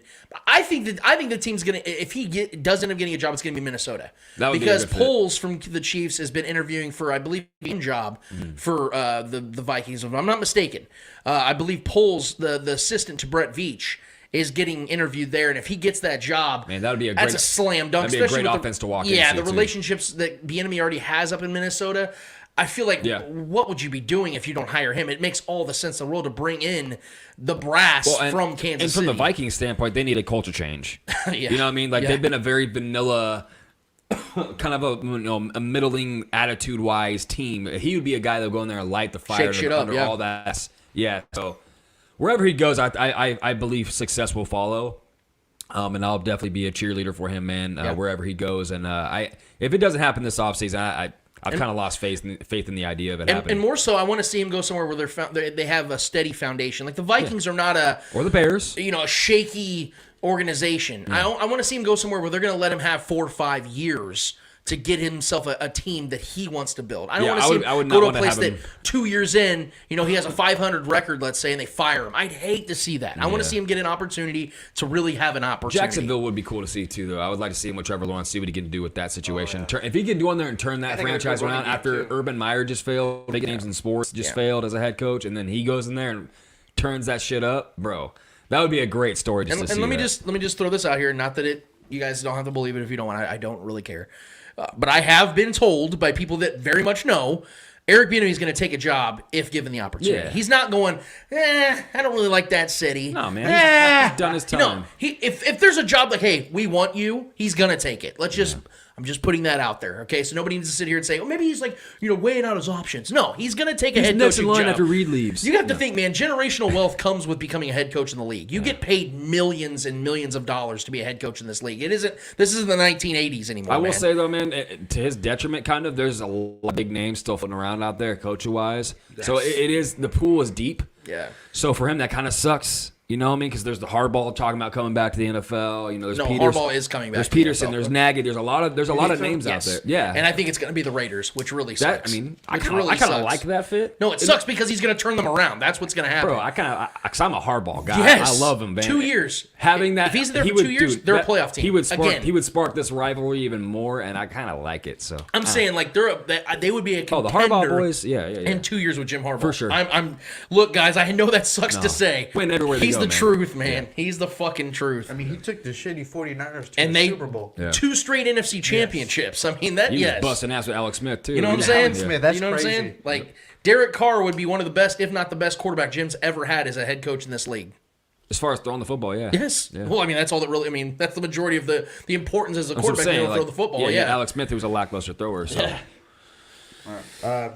Kyle Henning was asking if the Texans posted the head coaching job on Indeed.com. It's on Craigslist. It's on Craig. Yeah, so just go to Craigslist. God damn it, that was funny, man. Kyle, you're the shit, man. All right, man. We've seen the return of Klay Thompson. I want to get your thoughts, and I want to get like you feel like what are you thinking of him since his return? What have you seen from him? You can definitely tell he's missed some time. You can definitely tell. You can tell that his energy levels are just very inconsistent. I was watching a highlight video of the last couple of games for him, and he's off. I mean, he can still shoot. You can see it. The shot's always going to be there. I was never worried about that. What sucks for Klay in this particular situation is that once he got back, Draymond's been out. I think Draymond was out before he got back. But the fact that like we don't really get to see this team as a nucleus like really played together again for the first time in 2 years, I feel like it's put a damper on it because the Warriors are like 4-7 or 4-8 since Draymond's been out. And that sucks, man, because Klay, like, I really feel he would feed off of Draymond's energy a little bit more and give him a little bit more energy because you can tell, like, there's just lulls in his game right now. He'll get back. He'll get back to the energy side of things. I still worry about him as a lateral east to west defender. I do worry about that because that was one of his greatest strengths was being able to lock down a dude on the perimeter and then go out there and jay him from 30 feet out on the other side of the court. That would just piss me off if I had to play against Klay Thompson. I'm not seeing that yet. I see a slower defender, and that's not a good sign to this point. I'm hoping, though, that knee keeps regenerating. His energy gets regenerated. He starts to get back into basketball shape and becomes that great player that we know him to be. I've always said that I feel like and this is going to be disrespect, and I know the people that were 90s truthers and 80s truthers are going to get mad at me. I feel like Klay Thompson's the better version of Scottie Pippen because he's the same size, he's just as good, if not a better defender, and he's a much better shooter. I've always felt like he's the better version of Scottie Pippen. And I really hope that we get at least a couple more seasons out of that guy. Because if we don't, I kind of feel like the Warriors dynasty or the Warriors championship window is kind of done. Because Klay's, 33 now? Klay's 31-ish, 32-ish. Draymond's 32, 31. I just don't know how much more they'd have left in them if they can't get 85% of what Klay Thompson once was. I mean, the Scottie Pippen comparison is different because they're two totally different types of players, and Scottie Pippen was far the superior athlete. But Klay is not really like a loosely good athlete. He's very technically sound, almost robotic, and he doesn't waste a movement. He's anytime he goes for a ball, he's getting his hand on it somehow. You know, he'll throw a nasty dunk down every once in a while. But as far as like how he's looked since he's been back, he's definitely looked slower. Yeah, he's got to get reacclimated. Yep. Coming back from the injuries that he's sustained in his career already, those poor knees, man. He's got a lot of work to do. He's going to have to just get back in game shape. And I expect him to. I don't expect him to be running the floor like he used to, really, because it's going to take some time for him to get back to that. But his jumper looks the same. His robotic form and his release, his follow through, everything looks exactly the same. He's not missed a step as far as his jumper goes. His jumper still looks great. His catch and shoot ability is still what it is. It's elite. This guy can catch and shoot with the best of anybody ever. But his defense is definitely taking a step back. He doesn't have the step that he's had in the past, which is expected. I mean, not everybody's John Morant, right? Not everybody can just he's young and resilient like that guy came back and he's immediately just out there dominating again. John Morant's an absolute stud. But yeah, I mean, he's definitely slower right now. But I mean, I don't think they needed him to come back and be that. I think this team's been rolling without him. So just kind of then Draymond going down is huge. I mean, that's their number one defensive player. That's their most versatile player, guy that could kind of play every position pretty much. So when you miss a guy like that, that's huge. So this Warriors team is still very scary, man. When Draymond gets back, this is a scary team going into the postseason, especially if they hit their stride and Klay starts hitting his shots.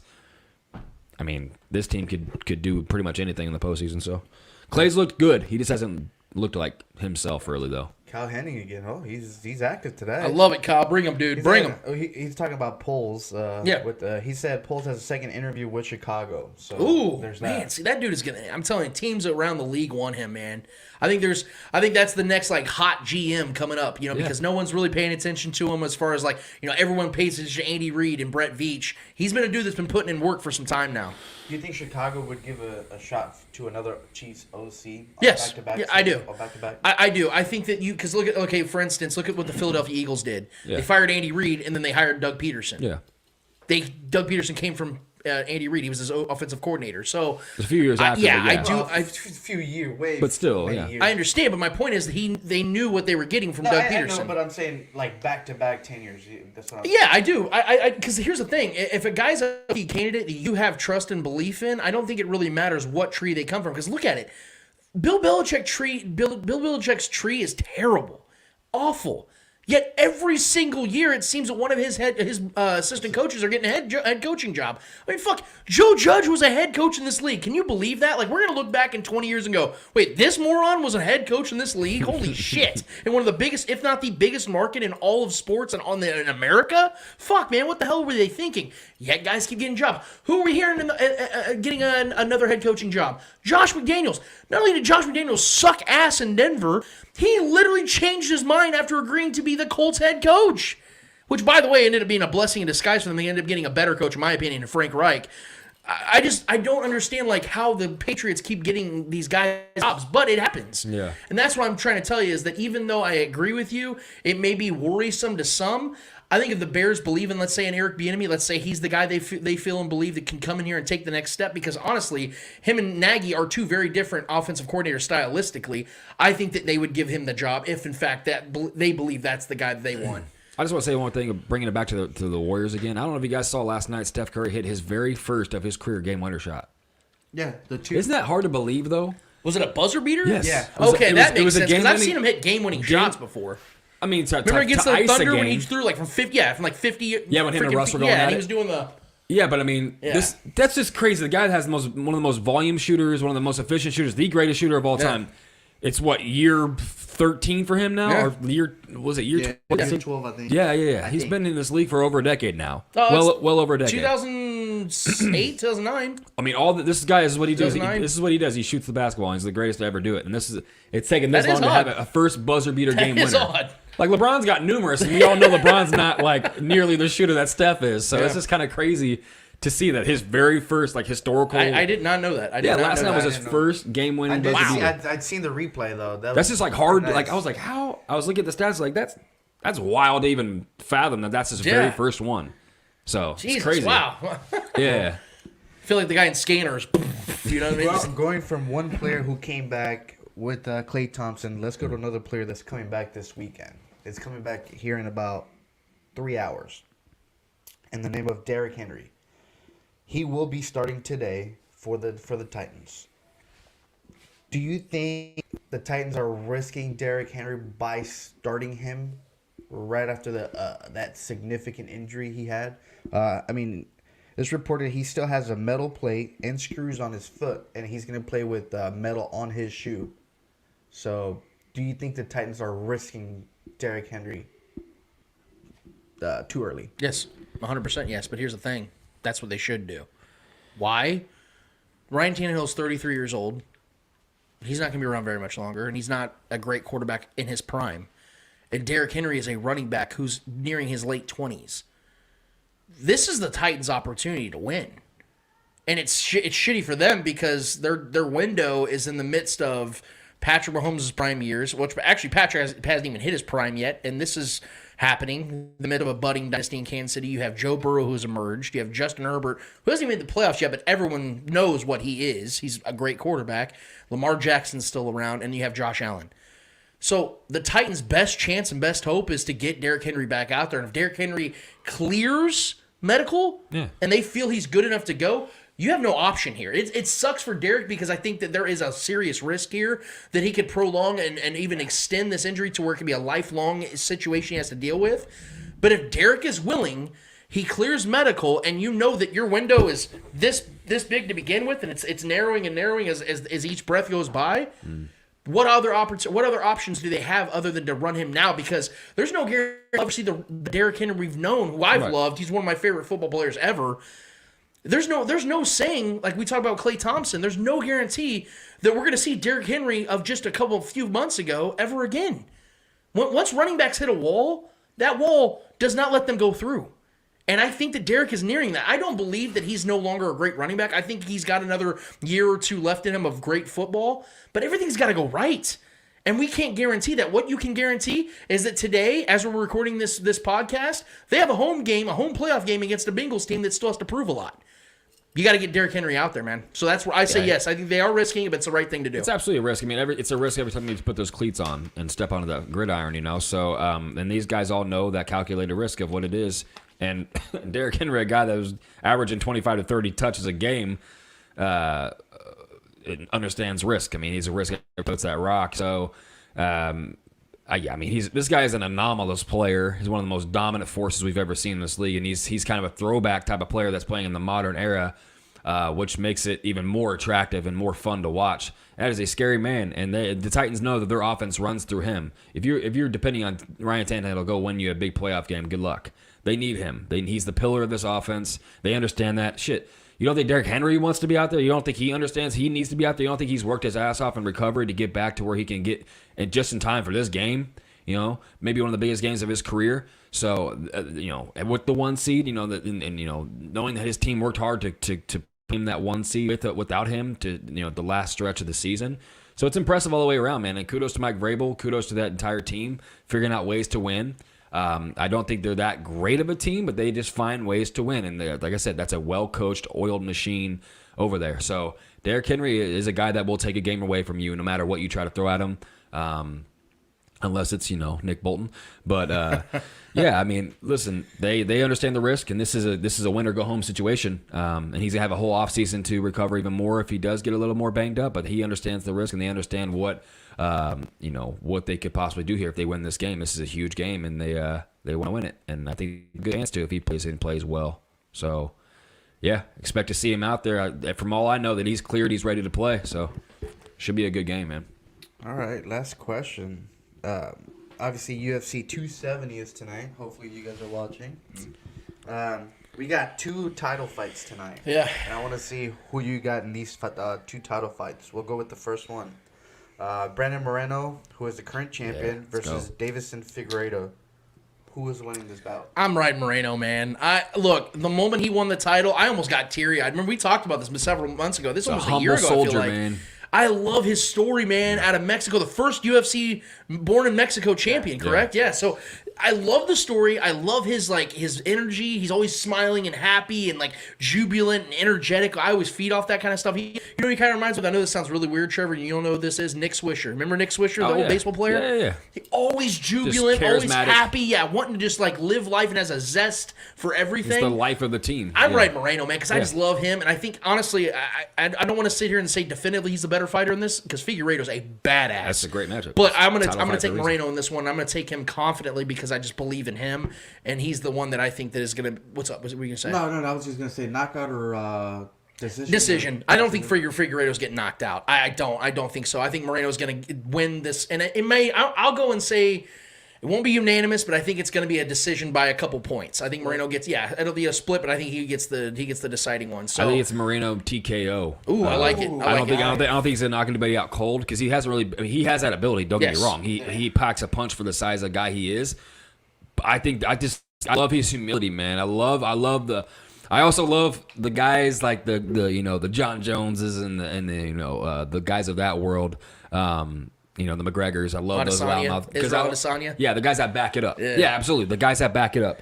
But he's just a different tone. He's a humble soldier, man. That's why I like to call him. He's like a humble soldier. He knows he is capable of destruction. And he's just out there smiling. The way he ends, he's putting his hands up. He's like, I don't care. You're not going to bother me, bro. I'm not even going to look at you, whatever. I'll just stare you down and give you something. I'll kill you with kindness and then kill you with these fisticuffs when we get in that octagon. So I like him a lot. This is a good match. Don't get me wrong. These are both warriors, man. These guys are going to go at it. But I think TKO.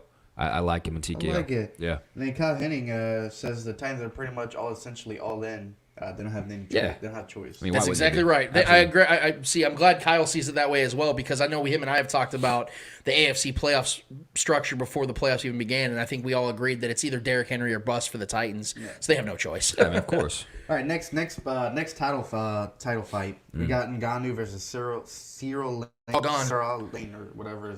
Gone. Yeah. Yeah. See, this is the one that I'm excited about as hell. Now, obviously, we wanted to see the heavyweights, man. John Bones Jones go up against Ngannou. Ngannou. Yes, thank you. It'll happen. I hope that happens. But man, Cyril is a dude to be. He is a absolute monster. And unless Ngannou catches him with a combo plate. Sorrell's the kind of guy that could beat Ngannou, man, because I think he's actually the more complete fighter. So, He is undefeated. Yeah. guys, He's more technically sound. because I want John Bones and Ngannou, even though Ciryl Gane would be a great fight against Bones Jones, who I think could actually beat Bones Jones, I'm still going to stick with Ngannou because I think he can catch. He's the one guy that I think can catch Ciryl and knock him out. So I'm going to go Ngannou by knockout only because that's the only way I think he can beat Ciryl. No one has ever and will never actually beat John Jones. But here, neither there nor there, nor here. I like Ngannou in this fight. I just think he's just a powerhouse of an individual. I don't care if he's the less technically sound fighter in this matchup.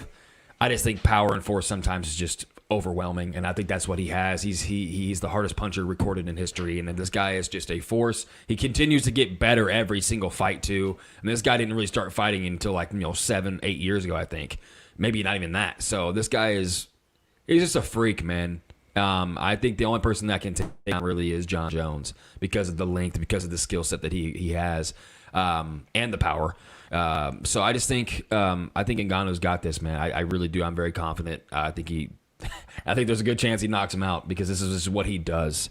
It's just going to take one good hit from the power of that fist, man. So I'm taking Ngannou here. I'm not going to call a knockout, but I think, granted, when these Clash of the Titan type of fights happen, these heavyweights, it's typically knockout or nothing. You know what I mean? So one of these guys is going to try to knock each other out. And if anybody does, I'm going to put my money in Ngannou, but I'm not going to call how I think this fight goes, but I think Ngannou wins. And I think there's more of a chance that this doesn't go the distance than it does. I don't know how Ngannou can win this fight unless he knocks out Gane. I don't know. But, I mean, if it goes to the judge, I mean, obviously he doesn't want him to go to the judges because he's probably not going to land as many hits because that's not his style. Mm-hmm. He's kind of one of those haymaker guys, but he's getting more technically sound every fight. Like I said, he's developing more skills every fight. And you've seen it. He's gotten better. He's implemented some kicks, things like that. He's gotten better on the ground. I just think, man, I think Ngannou's just one of those guys that is ever evolving, and he's still young. He's not a guy that's like a late bloomer. He's still a young guy. He's been dominating since, and all he knows is how to win fights. You know what I mean? So I think the sheer will of Ngannou is just going to get him there tonight. Tonight. So yeah, that's it for me, homies. That's a great Eddie hour. We appreciate it. I always love getting to talk a little UFC, man. This is one of the biggest cards. It's been a minute since we've had like a really it's one of the first big cards we've had in a while. Yeah. It's gonna be a good biggest of the year. Biggest of the year. You know what I mean? Yeah, great way to start the year. I'll say that. I hate the fact that they put it on during the playoffs. I will be watching football. I hate that, man. Lie. I really do, because this is such a big card. I'd love to just dedicate my whole night to this card. We got Bucks and Niners, or Bucks and Rams. Yeah, man. This is the Packers-Niners tonight. Packers-Niners tonight. Packers-Niners, The beginning of tomorrow's I will be watching Bucks. that. Yeah. I have Ford Reeds in that game, too. Yeah. And speaking of those matchups, we're going to dive right into the divisional round preview. If you guys, we're going to give you guys our picks. Full disclosure, I absolutely shit the bed on my first day wild card picks. I picked the Patriots not only beat the Bills, but to hold the Bills to 12 points. So holy shit on that one. And then I picked the second game. I picked the Raiders to beat the Bengals. Now that was a good game, man. Was a lot closer. It was a touchdown decision, and the Bengals got gifted a touchdown. Yeah. So I feel better about that one, even though I was wrong. But holy shit, was I wrong about the Patriots Bills? I deserve a few L's on that one. But this week, we have the Bengals visiting the Tennessee Titans, the 1 seed. We also have the Packers hosting the 6 seed 49ers. And then on Sunday slate, we have the Bucks hosting the Rams. And then we have, of course, the Sunday night matchup that we're all very much looking forward to, and we're going to get to in just a second.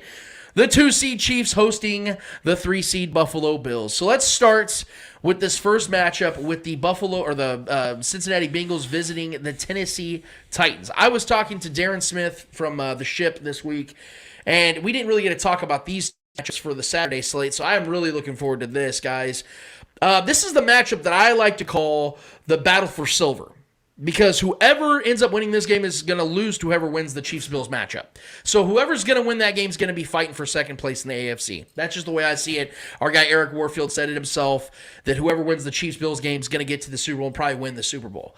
The Titans, to me, I want to give them as much respect as I possibly can, because they won some big games this year, especially earlier on. And they got to the 1 seed without Derrick Henry for the majority of the season. So for that, I think Mike Vrabel should win Coach of the Year. I really do. I don't think there's anybody that did a better job and got his team more prepared than Mike Vrabel. Having said that, overcame what they were with the loss. Yeah, but and especially with the whole Bud Dupree distractions and all this shit that was going on, like he still had this team ready to go. So for that, I got to praise Mike Vrabel. No doubt. But the Titans are frauds, and I really stand by that, guys, because when it comes to this portion of the playoffs, like maybe in the wild card round, you can get a win because you don't have a great quarterback, but your team just maybe matches up better with the other team as a whole. But when it comes to division rounds and conference championships, and especially in the Super Bowl, you have to have the better quarterback. You just do. And although Ryan Tannehill has more experience in the playoffs than Joe Burrow, I think he has 4 games to 1 as opposed to Joe Burrow. I think that there's a clear advantage here for the Bengals in this one at quarterback in particular. And I don't want to oversimplify it because there's other aspects to this. But they're 15th in total offense. They're 27th in total defense. And they haven't had Derrick Henry in 3 months. So the question people ask is, how do they win so many games? Well, 10 of their 17 regular season games were against non-playoff teams, and they went 8-2 against those teams. So they capitalized on a lot of... Did they lose to the Jets? They lost to the Jets. Yeah. And this was early in the year, so I'm not going to sit here and crush them for that, but it was earlier in the year, and teams do bounce back. But when you play the Jaguars twice, when you play, these bad teams multiple times, the Texans twice, and they ended up beating them in Week 18, so I'll give them a legitimate victory for that because their quarterback, long neck, Davis Mills was balling. Mm-hmm. So they still won it. They still beat a decently bad team. You know what I mean? Like the Texans weren't terrible, but they were bad. You know what I mean? They weren't a great team. But I'll give them that victory. But see, again, 8 of your 12 wins are against bad teams or teams that didn't even make the playoffs. The Chiefs had 6 wins against playoff teams. Mm-hmm. So they only had 2 fewer wins against playoff teams than the Titans had against bad teams. So I have a hard time crowning them in this game, even though they have a king in John Henry in this game. I don't know what they're going to get from him. And again, their defense is so bad. They were the 8th worst passing defense on the season. They gave up, the 9th most passing touchdowns. And there's a lot of bad defenses in the league. So for you to be in the top 10 worst passing defenses against Joe Burrow and Jamar Chase and T. Higgins and Joe Mixon out of the backfield, it's really hard for me to take you seriously in this matchup. Now, what I will say is this.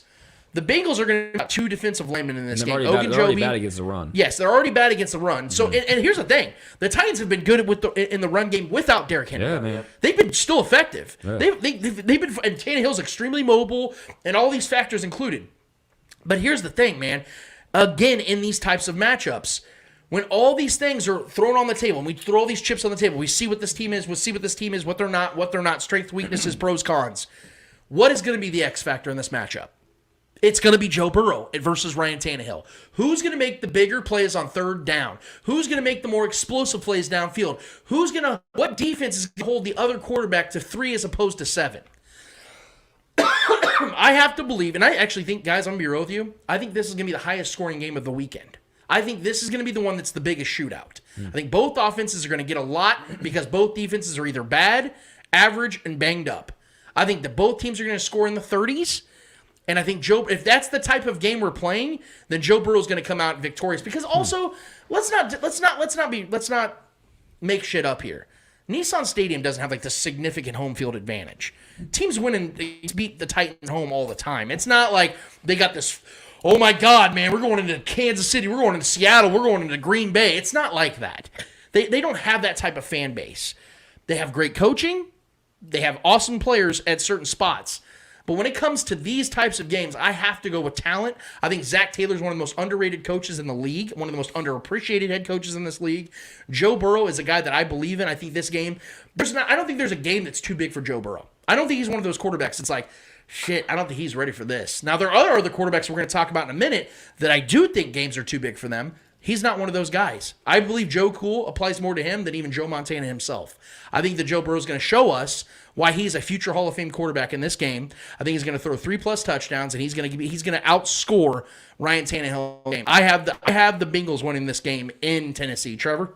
Yeah, so this is the most interesting game to me on the slate, just because of the 2 totally different types of teams that are facing off here.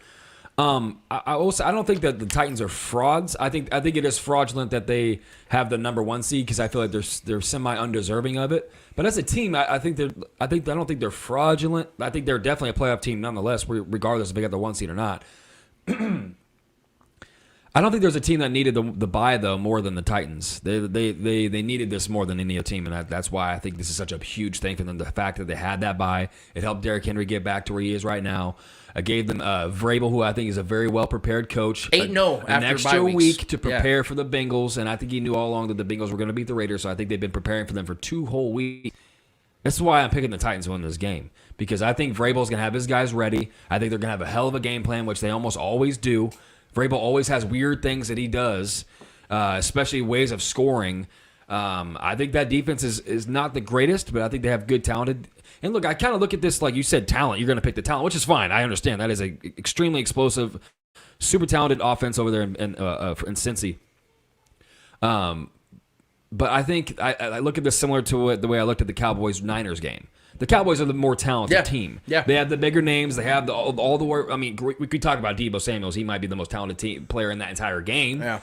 But as far as like overall names and talent and accumulation of talented roster-wise, the Cowboys had them beat, which is why I think a lot of people picked them. We picked the Niners because we felt they were better coached. We felt they had the better strategies, the way they owned the clock. They were very strategic in the way, and the Cowboys were more loose and it's dependent on the talent. Mm-hmm. I think that's what could happen here. I think Jamar Chase can be too much dependent on, and I think Joe Burrow could. We've seen Joe Burrow have those games, man, where he just can't evade the pressure, and he throws picks and has multiple turnovers. This is what, dude, and if we know anything about the Titans defense, they're not a great team from keeping other teams from getting points sometimes, but they do know how to get the ball. And they can force turnovers. And they're one of those weird teams that just always finds ways to get the ball, and they find weird ways of scoring, and Derrick Henry's back.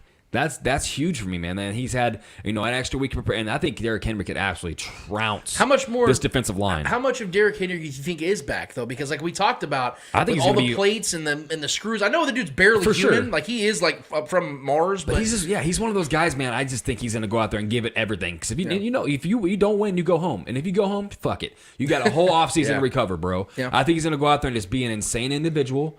Plus, honestly, what I want to happen, I want Cincy to win because I want the Chiefs to win this game, and I want us to go beat Cincy's ass. I want revenge on the Bills and Cincy. That's what I want. That's how I want this postseason to play out. Because I think the NFL wants that too. Imagine the respect the Chiefs would earn if we get a revenge on the Bills and the Bengals back to back and we go to the Super Bowl. That's what I want to happen. I think the Titans are going to catch the Bills slipping or the Bengals slipping here, man. Okay. I really do. I don't think it's going to be as high scoring as you're saying. No. I would like to see that. I definitely think that could happen. I think the Titans are just going to own this game from all aspects. Special teams, defense, offense. They're going to own the clock. Derrick Henry's going to run all over them and just milk that shit. I think they're going to beat them their way. I don't think they need to go put up 30-plus to beat the Bengals their way. And I don't think the Bengals are going to be able to force that because I think they're going to be chasing, and I think the Titans are going to play with the lead the majority of the game. They're just going to own it. And I don't think Tampa's going to have a great game. I think it's going to be a Derrick Henry type game, and he's going to – and you forget they got a guy by the name of A.J. Brown who's an absolute force in this league when he's going off. He's very difficult to cover because his size, speed. I think he's the better receiver than DK Metcalf. I think he's the better guy, even though they're on the same team. But the size, speed between those type of receivers are very difficult to cover, and they do not have the corners to cover him, let alone trying to stop Derrick Henry up front. So you got that duo. I don't think they need to do too much offensively special, like being anything special to win this game. Unless the Bengals are going off, then that's a different ballgame. If the Bengals are hitting on all cylinders and Jamar Chase is doing what he does, and they're trying to cover him with single man coverage, then we got a problem. Yeah. Because the Titans are chasing, they're going to lose. But I think what the Titans are going to do, they're going to play well defensively. They're going to get Derrick Henry going, and then A.J. Brown's going to make some plays, and I think they're going to win this game by maybe scoring 7 points.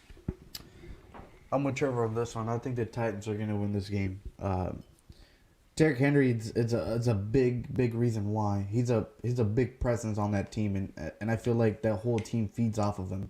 So I think his energy, his presence in that game, I think it's gonna mean a lot for this team. And let's not pretend like Tannehill's like a terrible quarterback. He's not a terrible. He's a good quarterback. A very good quarterback. He's efficient. Not great. Yeah, but he does his job, and I think. Him and this against this Bengal team, I think Vrabel's gonna make a very good game plan to where they're going to try and keep Joe Burrow That bye week on was that huge. sideline, Yeah. as much as they can. Trying to prepare for the Bengals for 2 weeks, I think, hopefully help the head coach, kind of figure out a game plan, a good game plan on how to keep Joe Burrow on the sideline, keep Jamar Chase on the sideline, kind of keep those explosive plays away from the field as much as possible.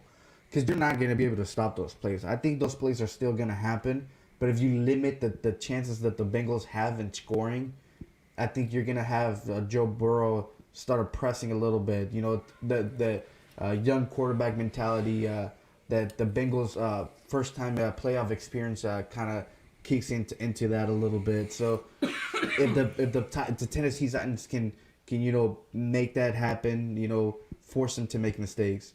Joe Burrow was the most sacked quarterback in this league. So the offensive line's terrible. Yeah, and so they can get to that quarterback. They can get to Joe Burrow. But he's also really good against the blitz. Yes, and he's I don't know if he's still a little banged up from when he played the Chiefs. I don't know. So hopefully, if they hit him out early, I don't know if that would probably aggravate the little injury that he's carrying. I don't know. So try and put that pressure into him, kind of force him into throws and stuff like that. So I can see the Tennessee Titans coming out here with a good game plan. I don't think it's going to be a high-scoring game. I am going to stick with the low-scoring game, low 20s. So, yeah, I got the Titans doing this game. They do have the Titans as 4-point favorites, and they have the over-under. wow. They have the over-under at 47.5, so they're with you guys. Vegas is with you I didn't guys, and realize this is they going to be were a 4-point lower-scoring game. I don't see a scenario, just from my vantage point, guys, I don't see a scenario where this game is under 55 points. I think that both offenses are going to bring it. That's just where I'll leave it. That's what I'm saying. It benefits the Titans if it's a lower scoring game. Exactly. Yeah, so I think that's the only way they really win this Then that's game. the way Because I Joe see it Burrow, playing out. if you get a shootout with Joe Burrow and he's the better quarterback, you're going to lose. They're done. Yeah. Then our second game on Saturday's slate at 7:15 p.m. Central Time, the Packers, the 1-seed Packers, and Lambeau Field are hosting the San Francisco 49ers, who came off that emotional victory in Dallas that Trevor kind of alluded to just a minute ago in comparison to the Bengals and Titans game. This is going to be the game for, I think, the second consecutive week that I'm actually, outside of a Chiefs game, very much looking forward to, because these teams are uniquely matched. So Aaron Rodgers has never beaten the 49ers in the playoffs. He's 0-3 against them. And the 49ers took a very dramatic L to the 49ers in, I think, with week 3. The 49ers were leading all the way till, I think, 2 seconds left. And they were winning 28-27. And Mason Crosby sunk like a 51-yard field goal. I believe it was like 51 yards. Very end of the game, won 30-28. And you saw Matt LaFleur and Kyle Shanahan, who are really good friends, had a very cold and pissed off little shaking of the hands at the end, because Kyle was pissed because they had the game won. They had that game won. And here's the thing about that game, guys, that I think that people are overlooking, is the fact that the 49ers didn't have Deebo Samuel running the ball at all at that point. He ends up having 8 rushing touchdowns towards the end of the season, and was being utilized in a much different way. They also didn't have Mitchell, their 6th-round pick. Elijah Mitchell. He wasn't even playing. So that now you have this formidable offense with Mitchell in the backfield, Deebo Samuel doing all the things he's doing, which is, to me right now, outside of Tyreek Hill, the most electric player in the NFL, as our guy Mark Gunnell said on Twitter. But the 49ers started the season a lot like the Chiefs did. The Chiefs started 3-4. The Niners started out 2-4. And I was like, man, I had the Chiefs and 49ers in the Super Bowl, and both may not even get there. And I'm starting to panic a little bit. But they also finished the season like the Chiefs did. The Chiefs won 9 of 10. The Niners won 8 of 10. And they really got themselves back into this one. And so, like I said, they already met up. They already did what they were needing to do. The 49ers outscored the Packers in the second half of that matchup, 21-13. And the 49ers finished the season 7th in rushing offense. The Packers ranked 30th in EPA on defense and allowed 109 rushing yards per game. And then the Niners went 9-2 this season when they rushed for at least 109 yards in a game this season. The weather is going to be bad for both teams. I mean, they're talking about that. The highest is going to be like 2 degrees. And Aaron Rodgers is one of the best quarterbacks in the throwing the ball in cold temperatures. So I don't think that's going to be a factor for Aaron Rodgers. I think Aaron Rodgers is going to be masterful in this game. Boys. I think the Packers are going to play very well on the offensive side. My concern for the Packers in this matchup is their defense. Are they going to be able to stop? Because, I mean, guys, like I said, the 49ers are 9-2 this season when they rush for at least 109 yards per game. And I think that this actually, believe it or not, guys, I think actually this fits the 49ers better. I think this matchup favors the 49ers in this. I picked the 49ers to go to the Super Bowl this year. Jimmy Garoppolo's banged up, but Joey Bosa and Fred Warner have been cleared to play in this game on the defensive side. I think the 49ers are going to pull out this upset. I'm not saying this is going to be a big, like a 35-31 kind of game. I actually think, Trevor, like your mentality about you guys and your mentality with the Titans-Bengals, in order for the Titans to win, they got to keep this one, 20-17 or 24-23 kind of game. I think that's how the 49ers are going to do it, because the 49ers are coming into this game as the motivated bunch. The Packers are super well rested. It sounds like Bakhtiari might give it a go on left tackle. Their defense has not been great, guys, and Jimmy Garoppolo doesn't have to be great for the Niners to win playoff games, as we saw just 2 years ago. I mean, he literally had, 11 passes? He's been rolling lately, though. Yes, he has. Yeah. 8 pass attempts in a game they won to get to the NFC Championship in 2019. I don't think Jimmy's going to have a great game, but Deebo Samuel is such an X factor in this, guys. Before they let the Cowboys get back in that game, him and Mitchell were dominating the Cowboys, and the Cowboys have a much better run defense than the Packers do, and they were running all over them the entire game. I don't see how it's any different. I think the 49ers are going to run the ball 40 times in this one. I think they're going to control tempo because, like I said, I think Aaron Rodgers is going to be masterful in this. I think when he has the ball, he's going to look phenomenal. He's going to look like the MVP. But I don't know how many possessions Aaron Rodgers is going to get in this one, because I think the 49ers are going to maintain the ball, keep the ball on their side, and force Rodgers to have to play big-time ball when he gets the ball. I think this is an ugly one. I think the Packers or the 49ers squeak this one out a lot like the Packers did way back earlier in the year and get their revenge on the Packers and upset the Packers at home when they're the 1 seed once again.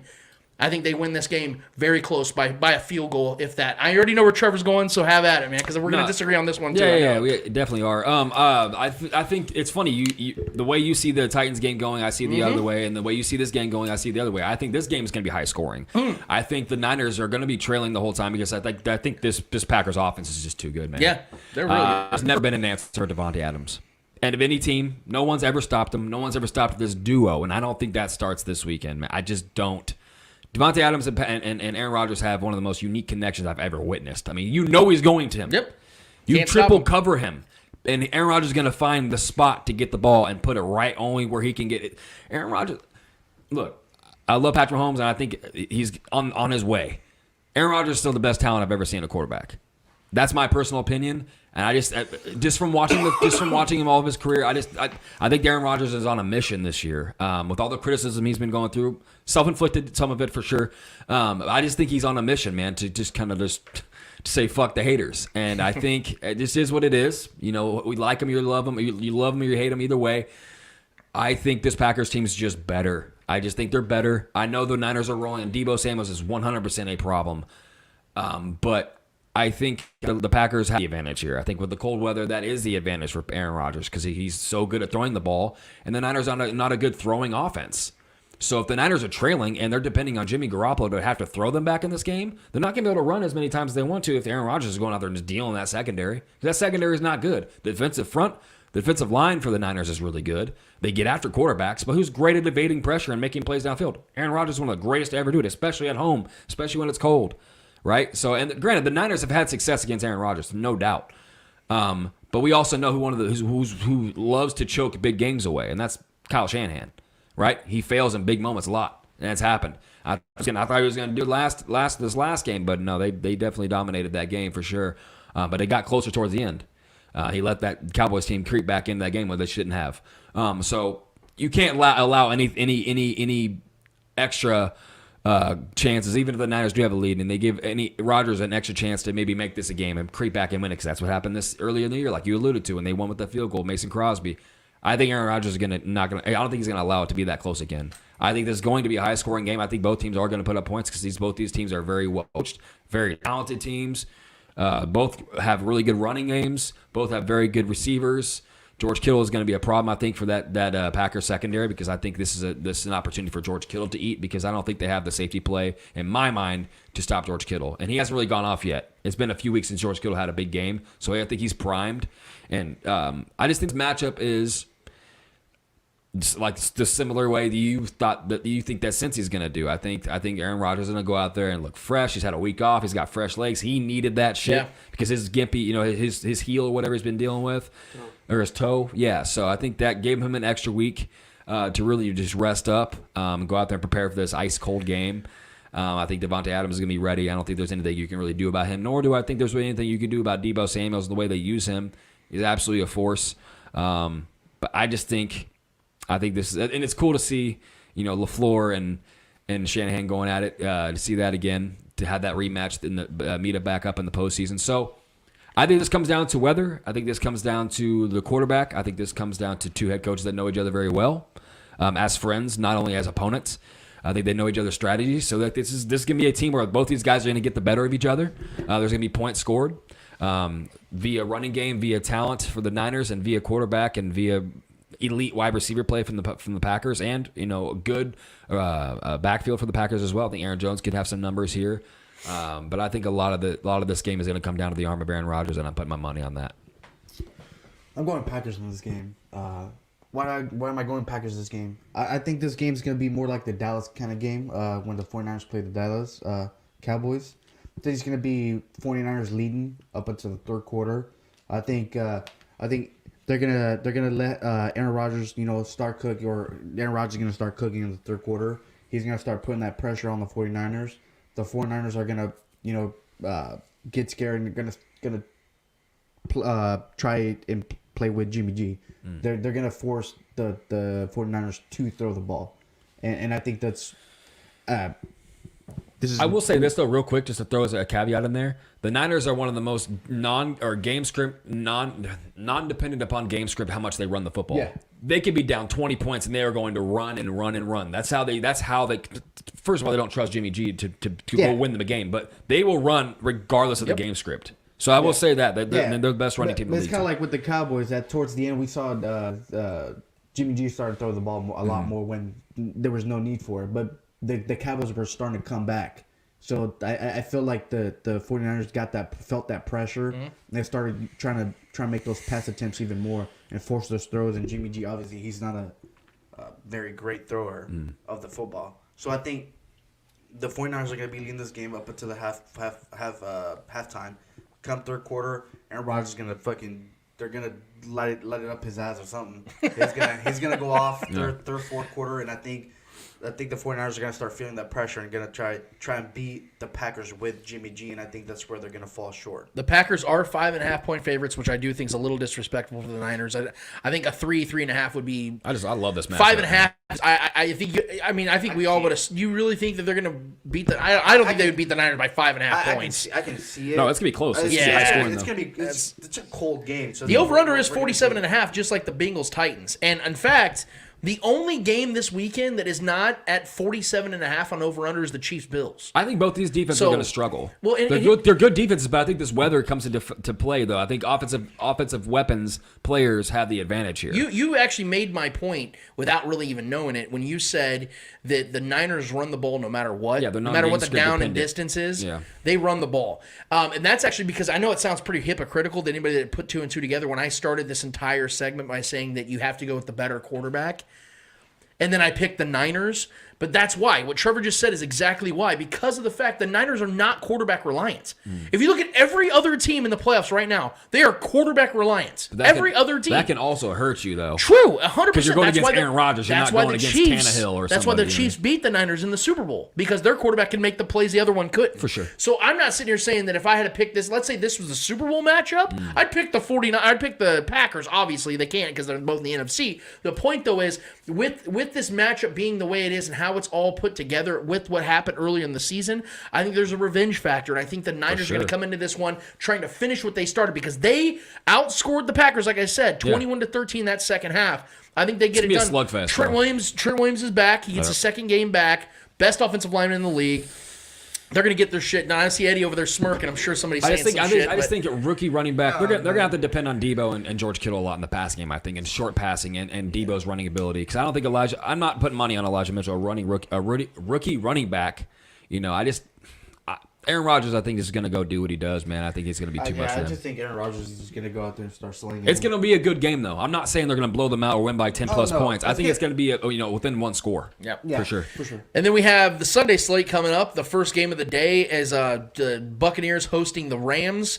This is also another Week 3 match or rematch in which the Bucks dominated, or the Rams dominated the Bucks.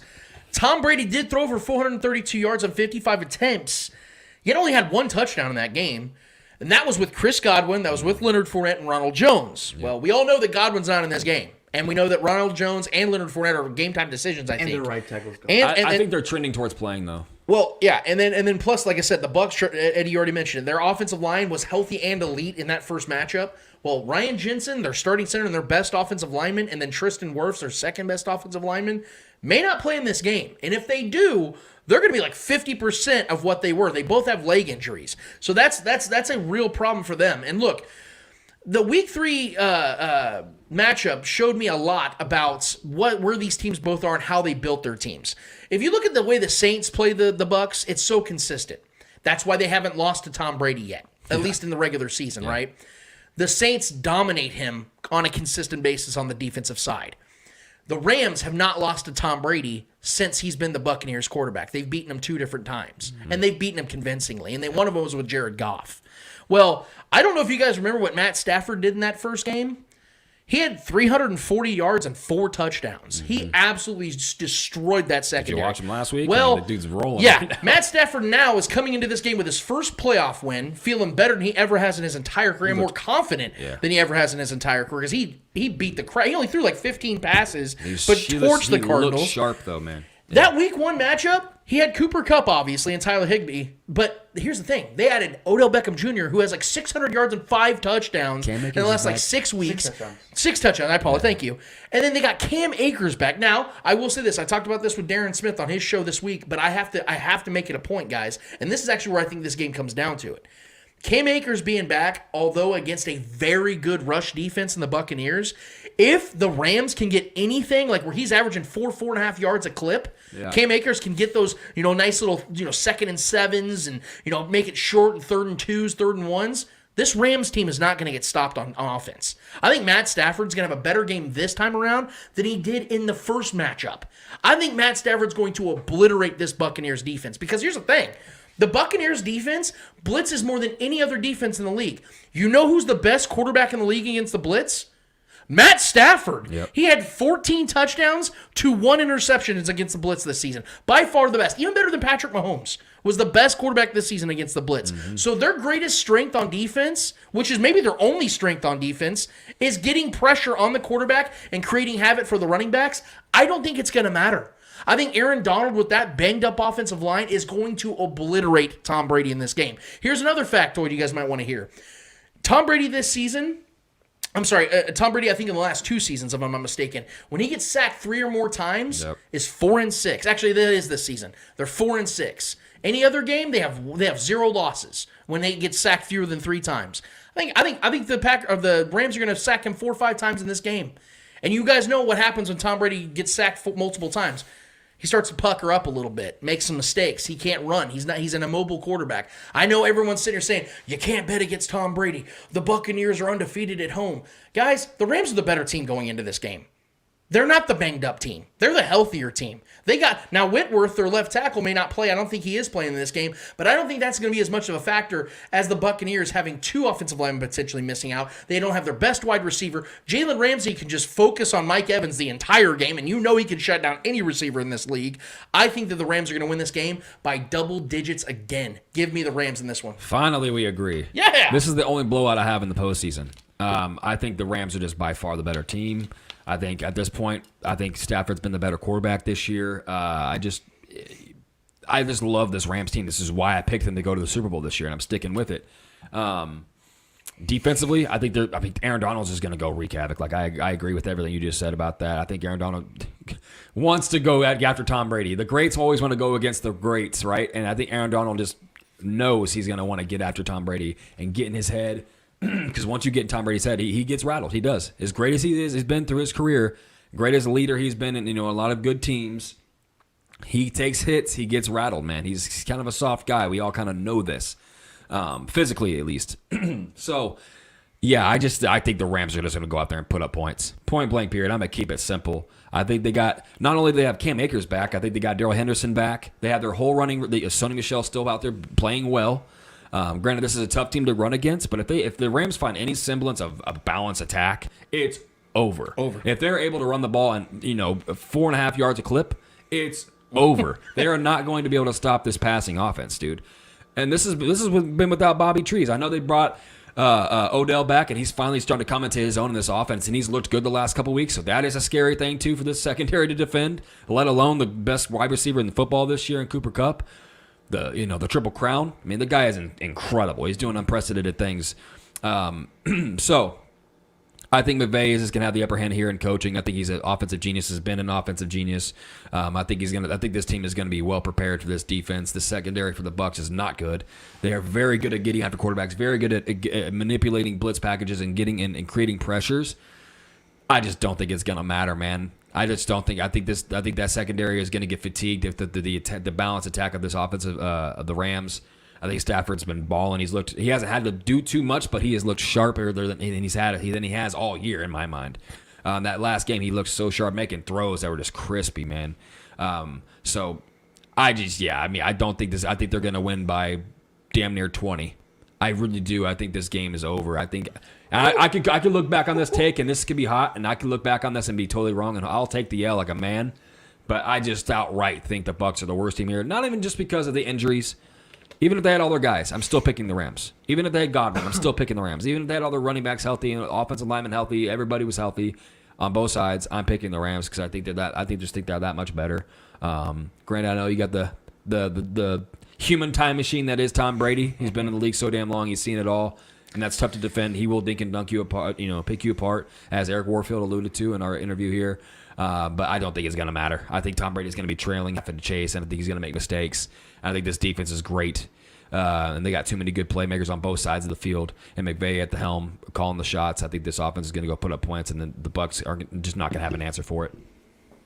Man, it looks like we're all with the same pick on. Do we get a trifecta in this house? I think we all picked the Rams to go to the Super Bowl. Oh shit! Yeah. No, I didn't pick. I had them not 49ers. Oh, yeah. I had the 49ers. Right. So we had this. Yeah, I mean, so this is not Holy a surprise. Shit, this shouldn't be a surprise for anybody, man. And then I switched to the Packers because the Packers were just the hotter team. Thank you very much. All right. Yeah. But yeah, I think the Rams are going to go in there and show why they're a real Super Bowl contender in this game. Tom Brady and the Bucs are coming into a terrible matchup, banged up. This is that kind of matchup that you wanted to have all your stars, all your players healthy, because that's what it's going to take to beat this Rams team. And they're obviously out with one of their top receivers. Their line is banged up. How healthy? You can't go into this game any more crippled than you wanted to. Von Miller and Aaron Donald are just going to put the pressure on Tom Brady. Tom Brady's going to have to rely on Evans and obviously banged up Gronkowski. Exactly. Yeah.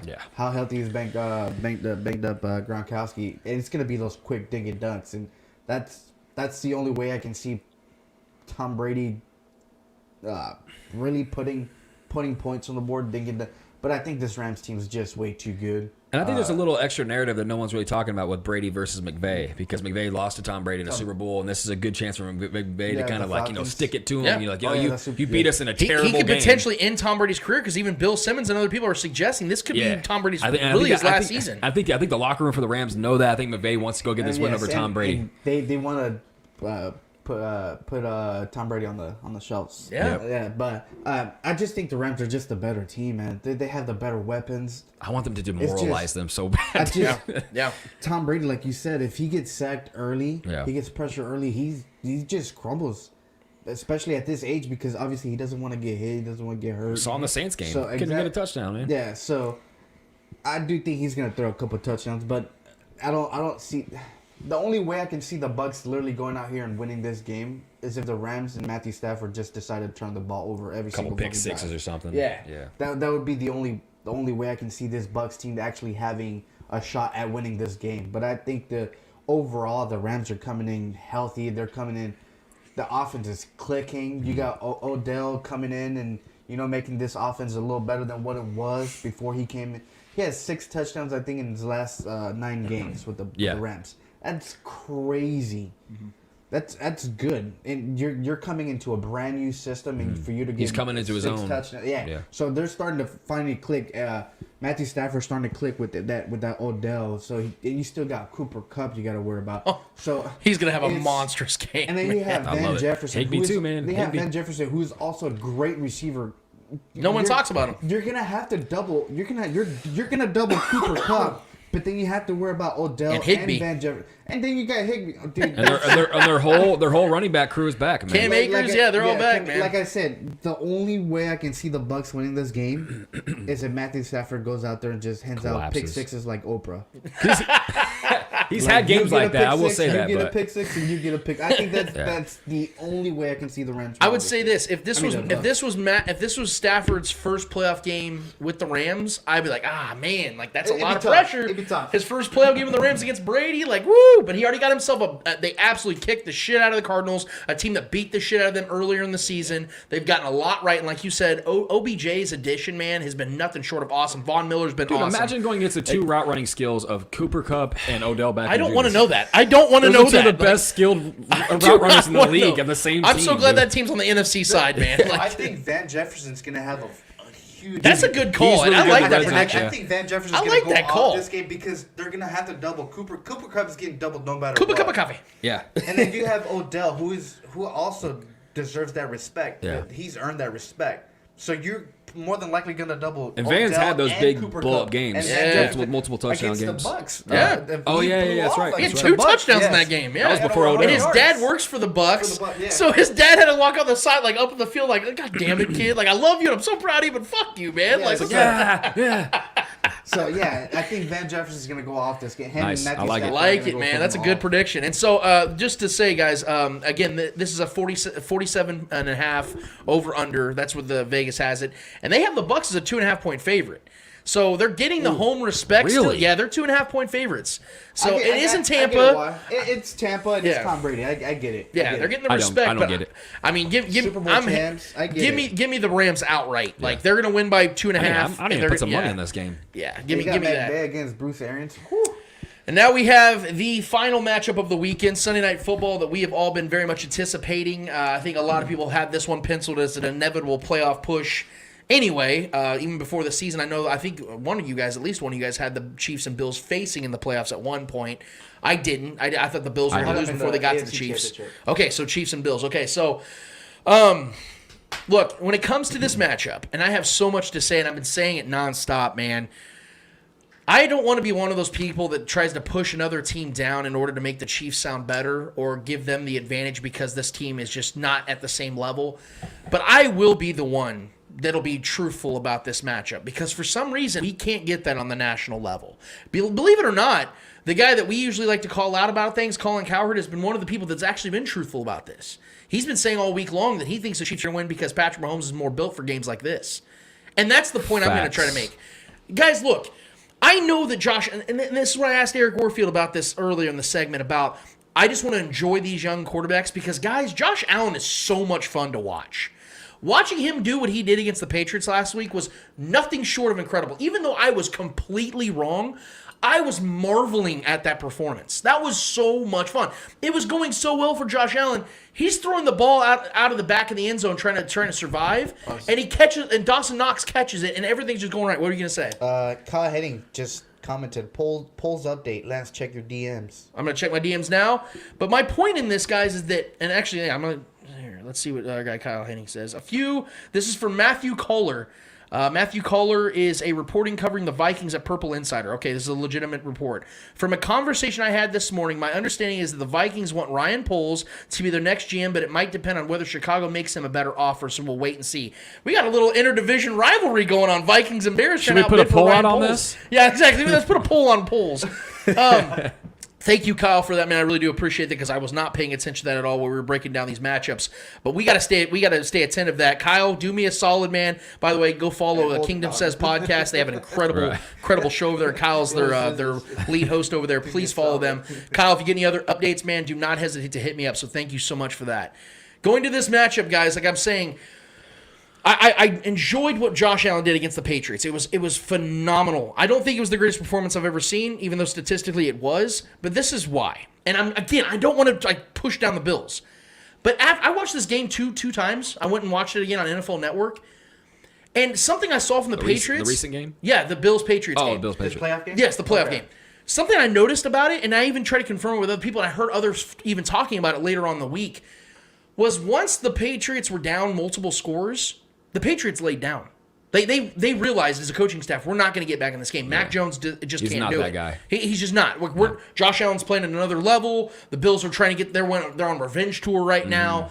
They're going to win tonight. It was like a Greg Popovich when he knew the Spurs were getting blown out. He pulled Tim Duncan and Parker and Ginobili, and everyone's like, "Damn, they're giving up." Yeah. We're not winning this game. Like, I think that Belichick realized that. Like, I'm not even going to waste my time. Yeah. So no disrespect to what the Bills did, what Josh Allen did, but that game was over in the first quarter. That game was 100% over, and the Patriots laid down. You could tell by the way they were playing on defense. It was too damn cold. They're getting shelled. You saw it from the Steelers, too, in the third quarter. Like, fuck, man, we ain't winning this game. You could just tell, like, the body language. Yeah. I think that had a lot to do with why Josh Allen looked so perfect in that game. And another point that I have to bring up, guys, on the defensive side, and just to say one more thing about Josh Allen, is that as great as he is and as fun as he is to watch, sometimes he's unwatchable. You've seen it multiple times this year, even just of the last few weeks. Against the Atlanta Falcons, the man had less than 150 passing yards, 0 touchdowns, 3 interceptions, with a 17 quarterback rating. The only reason they won that game is because the Falcons are absolutely terrible. Yeah. And they didn't have their best wide receiver in that game in Calvin Ridley, who's been out for the majority of the season. So they're a done team. And again, on the defensive side of the Bills, statistically, they look awesome. You know what they remind me of? The 2019 Patriots, when they were just shelling bad teams and shutting everyone down, but they would face a Deshaun Watson and would give up 37 points. They'd face Lamar Jackson and give up 32 points and lose. Every single time they faced a great quarterback, they got beat. Mm-hmm. Now, the Bills, to their credit, did beat the Chiefs in Week 5. But as we talked about with Eric Warfield, this Chiefs team from 16 weeks ago are a completely different bunch on both sides of the ball. We can all agree to that, correct? Absolutely. Like, we can all agree this is a different Chiefs team. And the last 12 quarterbacks, as I said to Eric Warfield, Tua Tagovailoa, Trevor Lawrence, who, by the way, beat the Bills 9-6, Mike White, Carson Wentz, who beat them by 26 at home, but he's not a great quarterback. We saw that against the Jags in Week 18. Trevor Siemian, Mac Jones, Trevor Siemian, by the way, who's a backup to Taysom Hill. Mac Jones, who threw 3 passes in the game, they still took the L. Tom Brady, the only top 10 quarterback they have faced in 3 months. Yep. Absolutely obliterated them, was blowing them out. They started playing conservative defense and offense just to get out of that game. 20 plus at half. They were down 21 points at half. Yeah. The Bills were just getting absolutely beat, and Tom Brady threw for 363 yards and 2 touchdowns in that game, and they were running the ball in the entire second half. Mm-hmm. Cam Newton, we all love him here. You know, we all root for him and everything, but he's a terrible quarterback at this point. Mac Jones, who we just talked about again, Matt Ryan, Zach Wilson, and Mac again. Guys, the Bills have not been tested very often at all. And the only time they have been, they've lost. Because before that, they got shelled by Ryan Tannehill the week before they placed Tua Tagovailoa. Mm-hmm. So Ryan Tannehill, as we all agree, agreed that is not a great quarterback in this league, still put up over 30 points on them and beat them in the Buffalo Bills. So I don't mean to take away from what they've done statistically. But Patrick Mahomes now against this team and all the weapons he's utilizing the way he has, Jerick McKinnon emerging the way he has. Who we are now. Yep. The Chiefs are going to get what they want on offense. They are going to score points in this game. So this is going to come down to what? Can Josh Allen be what everybody on MTV is saying he is? Can he be in lockstep with Patrick Mahomes? Because the last time we saw these two teams at their best play each other, the Chiefs beat them by 14 points. And that was with only 20,000 people in attendance at Arrowhead. That was before McCole Hardman became the player he's become. That was before Byron Pringles became the player he's become. Jerick McKinnon wasn't on this team. Melvin Ingram wasn't on this team. There were several key players in Week 5 that did not play. Now we got all these guys, and they're better than they were a year ago in the AFC Championship. I truly believe this is the best Chiefs team we have ever seen. Ever. I'm not talking the Patrick Mahomes era. I'm talking about ever. Because if we watched in the 90s, there was always these great defenses that were always brought down by bad quarterbacks and bad offense. Then the early 2000s, man, those offenses could score, but those defenses couldn't stop their own shadows. Now this team's complete. Now they have a top 10 defense. Now they have a top 5 offense. There is nobody, and I mean nobody, including the Bills, that are going to beat this Kansas City Chiefs team.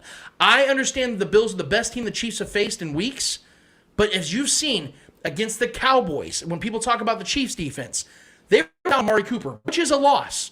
But when you have CeeDee Lamb, Michael Gallup, Tony Pollard, Ezekiel Elliott, Schultz, you get held out of the end zone the entire game, get held to 9 points with a top 10 quarterback in Dak Prescott? That tells me this defense is for real. When they faced a Raiders team who scored over 31 points 6 times this season, they held them to a combined 23 points in their 2 matchups. That's a legitimate defense. I'm not saying this is a world-class defense where they're top 3. Not. But they're a top 10 defense that deserves their respect, who once again, in their last 7 home games, held their opponents to 82 total points. That's a little over 10 points per game.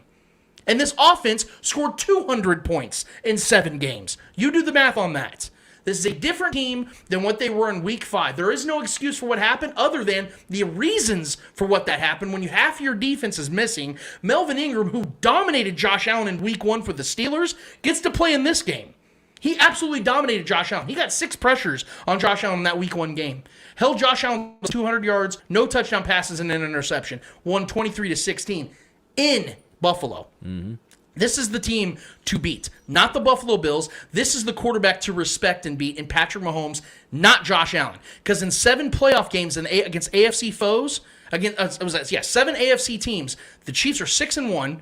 Patrick Mahomes completes 68% of his passes, averages 310 yards per game, 20 passing touchdowns to 1 interception with a 119 quarterback rating. I'm not betting against that guy.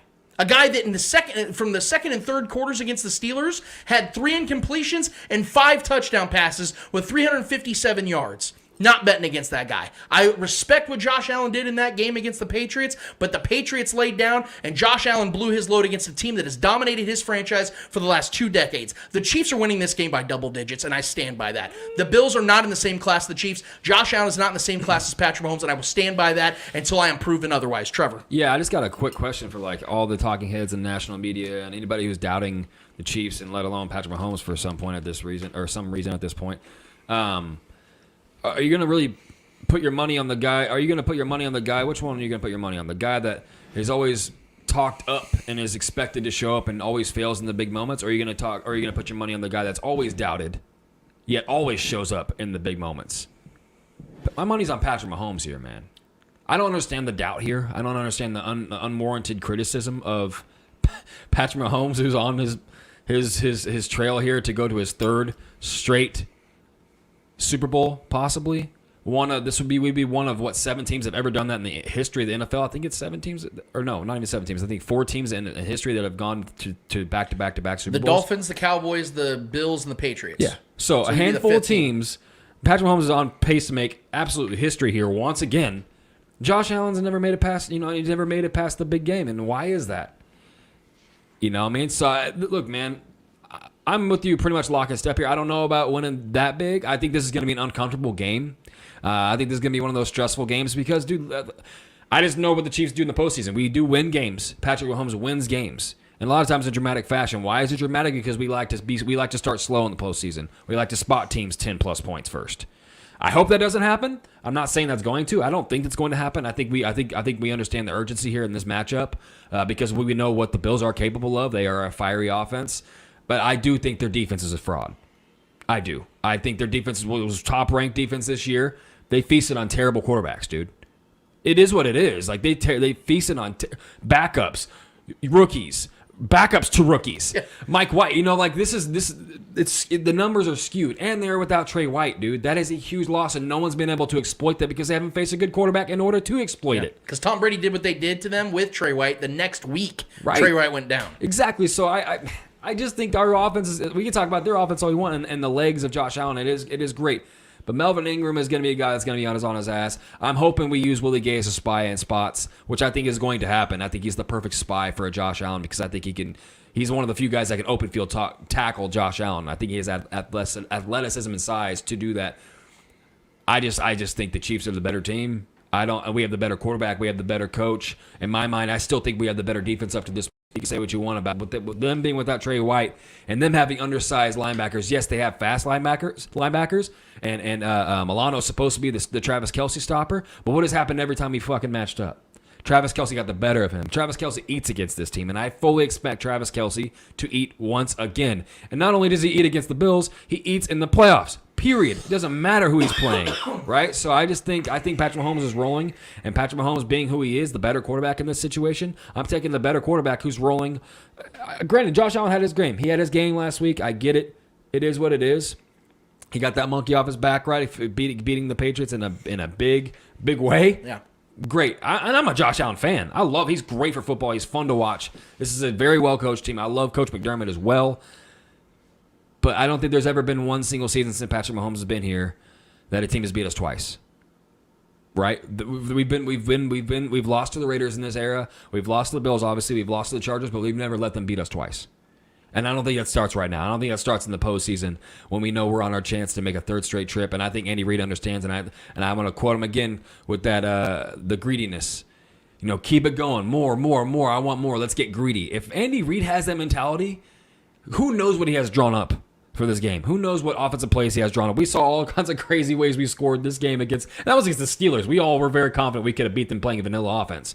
But no, he went and put all this crazy shit on film. Yep. Who knows what he's going to bust out for this game against the Bills, which might be the biggest game of the postseason. Because I don't think whoever we face in the AFC Championship, if we do win this game, is going to be bigger than this game. I think this game is a statement game, and I think everyone's going to get up for it, and I think we understand. We have everybody healthy at this moment, outside of a couple running backs maybe being a little banged up. But outside of that, Patrick Mahomes is rolling. Patrick Mahomes, I think, is going to dice up that secondary. I think we have a good chance of putting up 40+. But I do think the Bills are good enough to keep pace with us because I give them that credit. This is a very good team. And I think they could score in the 30s. But I do think we could score, in the 40s, and they will remain in the 30s. I have the Chiefs winning this game. I think Patrick Mahomes is going to have an insane stat line.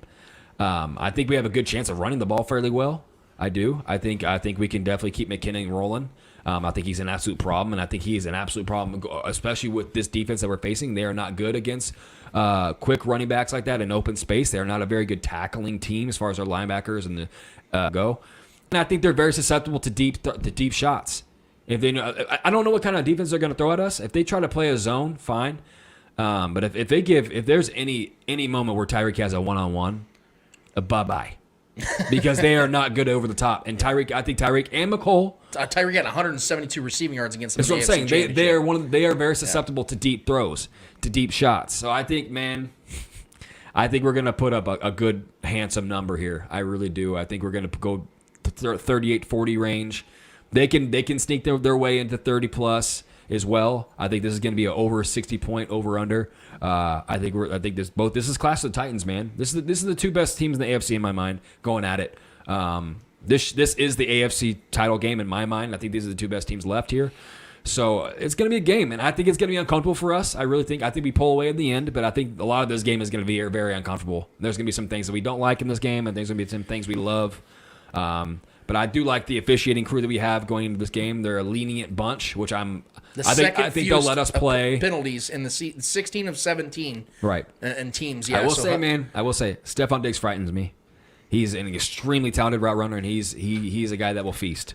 Can I say two things? I don't think it's going to be enough. I just want to throw this out here so maybe you can chew on it a little bit and add to your analysis of this game. I think the Chiefs had two blessings in disguise at the end of the season. What I mean by that is this, going into this Bills matchup in particular. One, in Week 17, Jamar Chase put up historic numbers against the Chiefs, right? Okay, they're going up against a Stephon Diggs who's going to make the Hall of Fame and he's in his prime of his career right now at 28 years old. And Stephon Diggs, since he joined the Bills, has the most yards, 1,900 yards against man coverage, one-on-one man coverage in the NFL. Yeah. Okay, so the Chiefs saw what a Jamar Chase can do. And Stephon Diggs is just as good, in my opinion, right now. Now, Jamar could probably go above him, but I think right now they're at the same level. And you saw that Spags like, yeah, we can't do that anymore. So they're going to change that. They're not going to let Stephon Diggs be guarded by Charvarius Ward one-on-one for the entire game. That's not going to happen. They're going to bracket him, right? Also, there was another blessing in disguise that happened in Week 18 against the Broncos when Drew Lock ran all over them. Yeah. Okay? 2 rushing touchdowns against in that game. You're thinking, what the hell were they thinking? I don't know. But you know what they do now? They look at that film study and say, okay, Josh Allen is maybe the best running quarterback in the league right now, outside of Lamar Jackson. Maybe even with Lamar Jackson included. So let's use 2-3 weeks ago studies against the Bengals and Broncos, implement them in this game, and how do we, because the Bills can do both of those, obliterate you with Stephon Diggs downfield, and then Josh Allen can go and get himself 70 to 100 rushing yards in this game, like Drew Lock was on pace to do, and get his 2 rushing touchdowns. I think Spags is going to utilize both of those going into this game. I think it is pretty simple, and I know you're a guy that likes to ignore context. You know what I mean? So neglected. But no, I just think it's simple, man. Like I'll let Eddie have this one, but we are a different team since the last time we faced these guys, man. We just are. We're a far better team. They were kicking us when we were down. Yep. It's as simple as that. And we had 2 red zone turnovers. And it sucked. And it was still a fairly close game. It wasn't like they did own us most of the game, but it wasn't like an absolute the Chiefs obliteration. had 392 yards of offense. That's what I'm saying. And we were huffing and puffing and struggling to every single play to try to make something happen. And we obviously didn't get it done, but defense is far superior than it was then. We were arguably the worst, maybe the worst defense at the time. We didn't have Melvin Ingram. We were without Chris Jones. All these things. I just think this lines up perfectly for the Chiefs to get our revenge, and I expect that to happen. Let's hear Eddie. Let's hear Eddie, because we've had some talks this week. Go ahead, Ed. 100%. Have at it. I would love my bias to be speaking for me right now, but it's not. I would love to pick the Chiefs, the better team, the better quarterback in this game, but I just think the momentum that the Bills are carrying right now, I feel like they are due a victory. This kind of victory in the playoffs. I think Josh Allen is out to prove more than Patrick Mahomes. I do agree with that. Obviously, Patrick Mahomes is the better quarterback, the more proven quarterback, and I think Josh Allen knows that, and he's going to go in here. He's going to try and demonstrate why he can also be considered. He can also be put in that conversation. I think he's going to carry this Bills team into Arrowhead, and I do think he's going to get his numbers. It's going to be a close game throughout the whole thing, but I think it's going to come down to 2 turnovers at the end. I think the Chiefs are going to find a way to turn over the ball. I do feel like they are going to start slow, and I think that's going to hurt the Chiefs a lot more this game than what it did against the Steelers. They're going to get their points. I do believe Patrick Mahomes is going to go out there and do his thing, but I think in the end, I think it's going to be those tip passes, those costly turnovers that cost us the game in Week 5 because. Like you said, there was two red zone turnovers right there. That's 14 points that you couldn't have gotten out of that. Minimum of 6. So I do think this game is going to be a close game. They're both going to back and forth. But I do expect the Chiefs to start off slow. It's going to hurt them. Bills are going to go up early, and the Bills are just not going to let go. I think the Bills are just going to keep that pressure, keep scoring. Like you said, you said the Jamar Chase thing. I think what's the Spagnuolo? I think he's more of a stubborn kind of head coach that he sticks to his old ways. I think he will not double cover Stephon Diggs. I think that Stephon Diggs is going to get his yards. I don't think it's very, very hard for Spagnuolo to learn in one game. We obviously seen that with Dan Sorensen. It took almost 6 weeks for Dan Sorensen to even be put out the game and put Juan Thornhill in there. He's very stubborn, so I don't see him adjusting to Stephon Diggs maybe late in the game where it's already, like costly turnovers already kind of put you in that situation. Maybe he'll start adjusting then. Obviously, we've seen Drew Lock get his numbers. I think Josh Allen, obviously, like you said, is a better runner. It could potentially be up there with Lamar Jackson in running with the ball.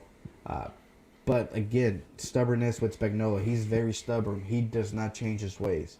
He did not change his ways against the Bengals, and it came back and bit him in the ass the third and fourth quarter. So it's going to come down, like I said, to turnovers. So I do feel like the Bills are going to win this game. I will say, because I had some harsh criticisms for Spags throughout the season as well, because I had a question, being in year 3 and this being like his actual defense. As we all know, year 3 is usually when you have your bunch, your unit.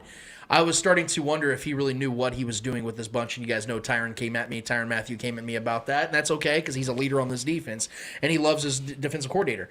I will defend Spags in this, though, is that to your point about him being stubborn, when he saw that the Chiefs could not make that work with Sorensen out there playing 100% of the snaps against a team like the Bills, what did he do? The very next week, he started Juan Thornhill, and it never changed. And so the only game that Sorensen's even had where he's played over 60% of the snaps was against the Raiders in Week 14 when the Chiefs won by 39 points when it was garbage time. But then I can come back at you and say, how long did it take for Sorensen to be benched? That's my point, is that it took 5 weeks. Okay. And then the Chiefs... That's what I'm saying. Yeah, I know. You see the stubbornness. Yes, the stubbornness was there, but this is a different magnitude because now we're talking about if you lose this game, your season's done. They could experiment with things throughout the season. And I get it. And we saw against the Bengals, if he had adjusted and had double covered Jamar Chase for a good portion of this game, we could have seen a different end result. No offense, but I mean, we could talk about a couple games where he took him a minute to adjust, but we literally went from the worst defense in the NFL to a top 5 unit. No, I think he made the proper adjustments to get to where we're at right now, and I think identifying that Chris Jones didn't belong on the edge, bringing him back, getting Melvin Ingram back into the mix and allowing him to do what he does. I think Spags deserves a lot of credit from the changes that we made from week 4 on. No, I get it. But what I'm saying, it takes more than just one game for him to make those changes. He does not make a change in one game. It takes him weeks for him to make those kinds of changes. I don't care. Learn from the Bengals game? I don't know. Even if we do our normal thing and Stephon Diggs does get his numbers, that doesn't always matter. He can have great numbers in a losing effort. Yeah. As long as they're chasing us, I don't really care. Well, because Jamar Chase had almost 200 yards receiving in that game. He had 266, but at 200, the Chiefs were still winning that game. It took a last-minute field goal for them to win. We got that screwed game. in that. I get it. You can have a perfect game, but like I said, it's not going to come down to Stephon Diggs or Josh Allen. I think it's going to come down to turnovers. I think that's what's going to kill the Chiefs. I think what Trevor's question, though, in that respect is, if Spagnuolo is so stubborn that it hurts the Chiefs, how did they get from that point to this point? Like, what changed? Was it not coaching decisions? Because that's what changed. They moved Chris Jones back in. They went and got Melvin Ingram. They used Juan Thornhill as a starter. Like, a lot did change. No, I get it. I think he's earned my trust, man. That's all I'm saying. But we're talking about one game, changing his ways from one game. We're not talking changing his ways from the season. I think we were just feeling, honestly, early on in the year, I think we were feeling out a lot of things defensively. And we knew that they weren't working, and we got guys in the proper positions. We moved Chris Jones back into where we know he's great. We started playing Juan Thornhill more and things. I think we just... I get what you're saying. I mean, our offense was struggling too, so we're going to blame Andy Reid. The Chiefs are a fucking great team. Yeah. I just think right now that, like I said, I think the Bills are going to win this game because of turnovers, not because they're going to outplay the Chiefs. Not because it's going to come down to short turnovers, kind of like what the Chiefs had been dealing with in the first 5-6 weeks. That's what I think that's going to come down to, not because they get one quarterback better than the other. Okay, so now we go to key players. I want to give you guys mine. I'm actually going to cheat the system here a little bit because one of my key players is actually a unit. Or actually a matchup, if you will. So the key, one of the keys to me, and I don't think anybody's really talked about it outside of my guy Real Bird Lawyer on Twitter, which I highly recommend everybody gives him a follow. He's incredibly informed, and he knows his stuff when it comes to Chiefs football. It's something I've actually been thinking about as well. The Chiefs have a significant advantage at both offensive line and defensive line in this matchup. I think that the Chiefs offensive line can push around that Bills front seven. I really do. We've seen them do it last year with a much worse offensive line. Now, the Bills did go and draft Russo. They did go and add some guys to their defense, but how shitty did that have to be for the Bills to go watch that draft? Like, they're drafting these guys and getting these guys, and then the Chiefs go get Creed Humphrey, and then Trey Smith, and then Joe Thuney, and then Orlando Brown Jr. It's like, fuck, man. Like, all of our moves just got totally washed out. I think the Chiefs have a significant advantage in offensive line in this game against their defensive line. And on the flip side, with Melvin Ingram already dominating Josh Allen before, getting Chris Jones in this game for the first time against Josh Allen this season, and what he did against him in that AFC Championship and all those pressures he put on him, guys, I think the Chiefs are going to dominate both sides of the ball. And when you have Patrick Mahomes as your quarterback with two healthy all-pro receivers, plus the advantage at defensive line, offensive line, and the advantage at head coach, you're going to have to convince me otherwise. So that's the key right there. Also, I don't know if you guys have been paying attention, but Travis Kelce's on the verge of some historic numbers here. Okay? Not only that, I'm going to get to that in just a second, but I don't know if you guys remember what he did in that AFC Championship against the Bills last year. It was an historic game. He had 13 receptions, which is the most ever by a single player in playoff history for a single game. 13 receptions. Yeah. He had 118 yards and 2 touchdowns. No tight end in the history of the NFL has had a stat line like that in a playoff game, let alone a conference championship game. So that's one. So he owned. Most receivers don't have. And that was numbers with Matt Milano, and Matt Milano's in this game too, and Right. he dominated the Matt Kelce Milano. stopper. They don't have Trey White that they can just go put on Travis Kelce Can't and just hope for bracket the him. best. Yep. So you can't do that anymore.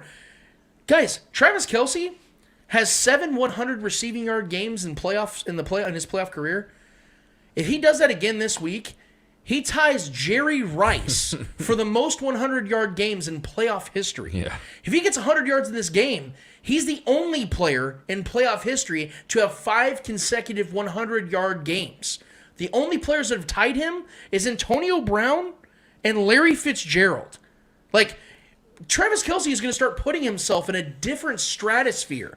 And I think he's motivated by that, but also the fact he's motivated by multiple things that happened in the last 24 or 12 months, I should say, where he talks about how that Super Bowl embarrassment still haunts him to this day, and it's been motivating him all offseason.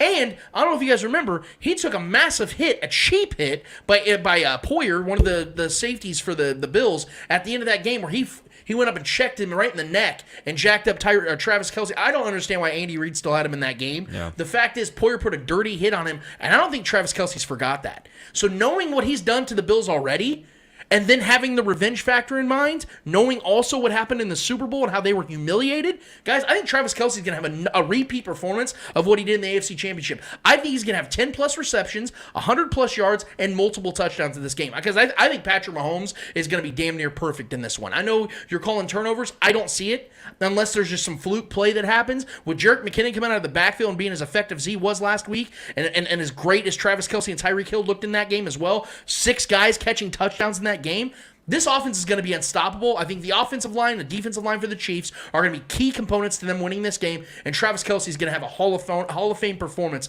in this one. Those are my keys. Yeah, I mean, you kind of stole my thunder a little I bit. apologize. No. But you took the whole unit. I'm just going to take the unit that makes the whole unit work on defense, and that's Chris Jones. I think Chris Jones is just going to do what he always does with Josh Allen, and I think it's going to be, maybe he might not have his individual numbers, but he's going to be the reason why that pocket collapses very quickly for Josh Allen, forcing him to run into the Melvin Ingrams, into the Frank Clarks. I think we're going to do a really good job of containing him. I think our defense, and Eric Warfield alluded to it, that's up to the defensive front to keep him, from escaping and running. Granted, that is a tall task, literally and figuratively, as a big man to stop. So I think Josh Allen's going to try to use his legs for sure. When that pocket collapses, he's one of the best guys at running the ball in open field, and he's very tough to bring down, and he will run through defenders. I just think Melvin Ingram knows what he's capable of doing against Josh Allen. He did it when he was with Pittsburgh when they beat them in Buffalo. So I think Chris Jones is going to wreak havoc up the middle. I think he's going to make Josh Allen very uncomfortable all night. If anybody's been as hyped on this roster, it's been Chris Jones. The dude has been absolutely just a madman out there, and I love it. And that's when Chris Jones is playing like that makes this entire defense just flourish. The secondary and the defensive front alike, everyone does so much better when Chris Jones does his job accordingly. I think he's going to go out there and make Josh Allen, and that, even if they're double teaming him, that's allowing Frank Clark and Melvin Ingram to get that much more of an opportunity to make plays. And I think he's going to be the key cog in this defense, making plays and forcing turnovers. But on the other side, according to Eddie, he thinks the Chiefs are going to be having the turnovers. I think Josh Allen is more turnover prone in my mind. So I think that's what's going to be the case with the defensive side. And I will throw a caveat in there. I think Willie Gay could have a chance to have a big game here too. With everything that's going on with him right now, it could be very distracted. But I think Willie Gay has a chance to make a lot of plays here and possibly being a spy for Josh Allen as well. So, and then on the offensive side, I want to pick Travis Kelce too. I think he's definitely destined to have a great game here. He tends to have good games against the Bills, and they don't really have much of an answer for him. They also don't have an answer for the guy named Tyreek Hill. I think Tyreek Hill, like I alluded to earlier when we were talking about this game, previewing it, they're to deep throws and fast receivers. Tyreek Hill is, in my mind, the best at that in this league. And I think Patrick Mahomes is the best at finding guys down the field like that. So I think that duo, and we saw it, man. We saw that deep shot, and Tyreek got that touchdown this past week against another good secondary. So I think Tyreek is absolutely feast. I think he's going to have 130-plus receiving yards. I think he's going to have a touchdown or two. I think this is a Tyreek Hill game. I think they don't have an answer for him, especially by being out. I mean, you lose a talent like that, a guy that can stay with Tyreek, and he could be the guy that, to help keep him capped. I don't think they have anyone out there that can do that to Tyreek, even if they try to bracket him and double team him. When the play breaks down, Patrick Mahomes is moving around the pocket, escapability, keeping his eyes downfield. He's looking for two guys. It's Travis Kelce and it's Tyreek Hill. And I think Tyreek Hill is going to get the best of the secondary, and he's going to absolutely go off. So Tyreek Hill for me. Listen, man, I'm gonna say this right now. Uh-oh. I'll be the happiest person in the world if I have to take an L next week. Let me show you what Eddie's doing real quick. It's called moonwalking. No. I'm a Chiefs fan. I love the Chiefs. Is Billy Hodge already DMing you? No. Okay. But I'm saying I'll be the happiest person to take an L next week. That will be the happiest day of my life. Tell us your two Bills you think are going to dominate the Chiefs. I'm going to go with Josh Allen and Stephon Diggs. Why Josh Allen? Because Josh Allen has more to prove. He has more to prove in this game than anybody else. I would say that in the playoffs in general. I think Josh Allen has to prove his worth. And I think this is that game to make it a statement that, he's here in this league for years to come. And he's going to be one of those quarterbacks that you're going to have to worry every single time you face him in the playoffs. So I do think Josh Allen's going to go out here and just do his thing. He's gonna rush. He's gonna make those passes. Why choose Stephon Diggs? If we remember back in the AFC Championship game, Stephon Diggs stood out there and saw the Chiefs obviously lift that Lamar Hunt trophy. There's hunger. There's anger in that man, and I do think he's gonna go out there and do everything in his power to win this game. And I think him and Josh Allen are just gonna click from the very beginning, and that's what's going to push this team to score those points that they need. So I'm going to go with Josh Allen and Stephon Diggs. I will tell you guys, the line right now is Chiefs minus 1.5, which I think is absolutely disrespectful to the Chiefs, and I think the Chiefs know that. There's been a lot of... It's just because they lost to the Bills. A lot of disrespect. Eddie's not alone here. Our guy from Arrowhead Pride, BK, picked the Bills in this one. He just dropped that on his Twitter account. A lot of motherfuckers want to be wrong this week, and our guy Eddie's one of them, so I appreciate it. I just want to say this, man. I believe when it comes to coaches, I believe in track records. What their resume says about them is huge. With Andy Reid, everywhere he's been, whether it's with Philly or since he's been in Kansas City, what has he done? What has he consistently done on a consistent basis? He has owned the division. He owns the teams that he knows. He owns the teams that he prepares for the most. The Bills are become damn near a divisional foe because we faced them numerous times. They caught us last time. Again, since Patrick Mahomes has been here and track record of Andy Reid, he doesn't let teams beat him twice in one season. He just doesn't. This is why he owned his division when he was in Philly. This is why he's done nothing. Alex Smith or Patrick Mahomes has owned the division since he's been here outside of the Peyton Manning years. I'm taking the track record of one of the greatest, if not arguably the greatest talent coach, mind-wise, in the NFL's ever seen. Andy Reid is right up there with all the greats. His track record speaks for himself. He does not let teams beat him twice. I'm not saying it can't happen. I'm saying on the balance of probabilities, I'm taking Andy Reid and the better quarterback to go win this game and not let a team beat them twice. When we've had this time to prepare for them again, we knew we had a good chance of facing them again in the postseason. You don't think Andy Reid's ready for this game? Give me Andy Reid and Patrick Mahomes over Sean McDermott and Josh Allen. Andy Reid is also 16-8 versus his former assistant coaches. He's 2-2 against Sean McDermott, but one of those losses was the Alex Smith's final season when the Chiefs put up 9 points. Yeah. So that you really don't even want to include that one in the Mahomes-Josh Allen era because neither one was the starting quarterbacks for either of the respective teams.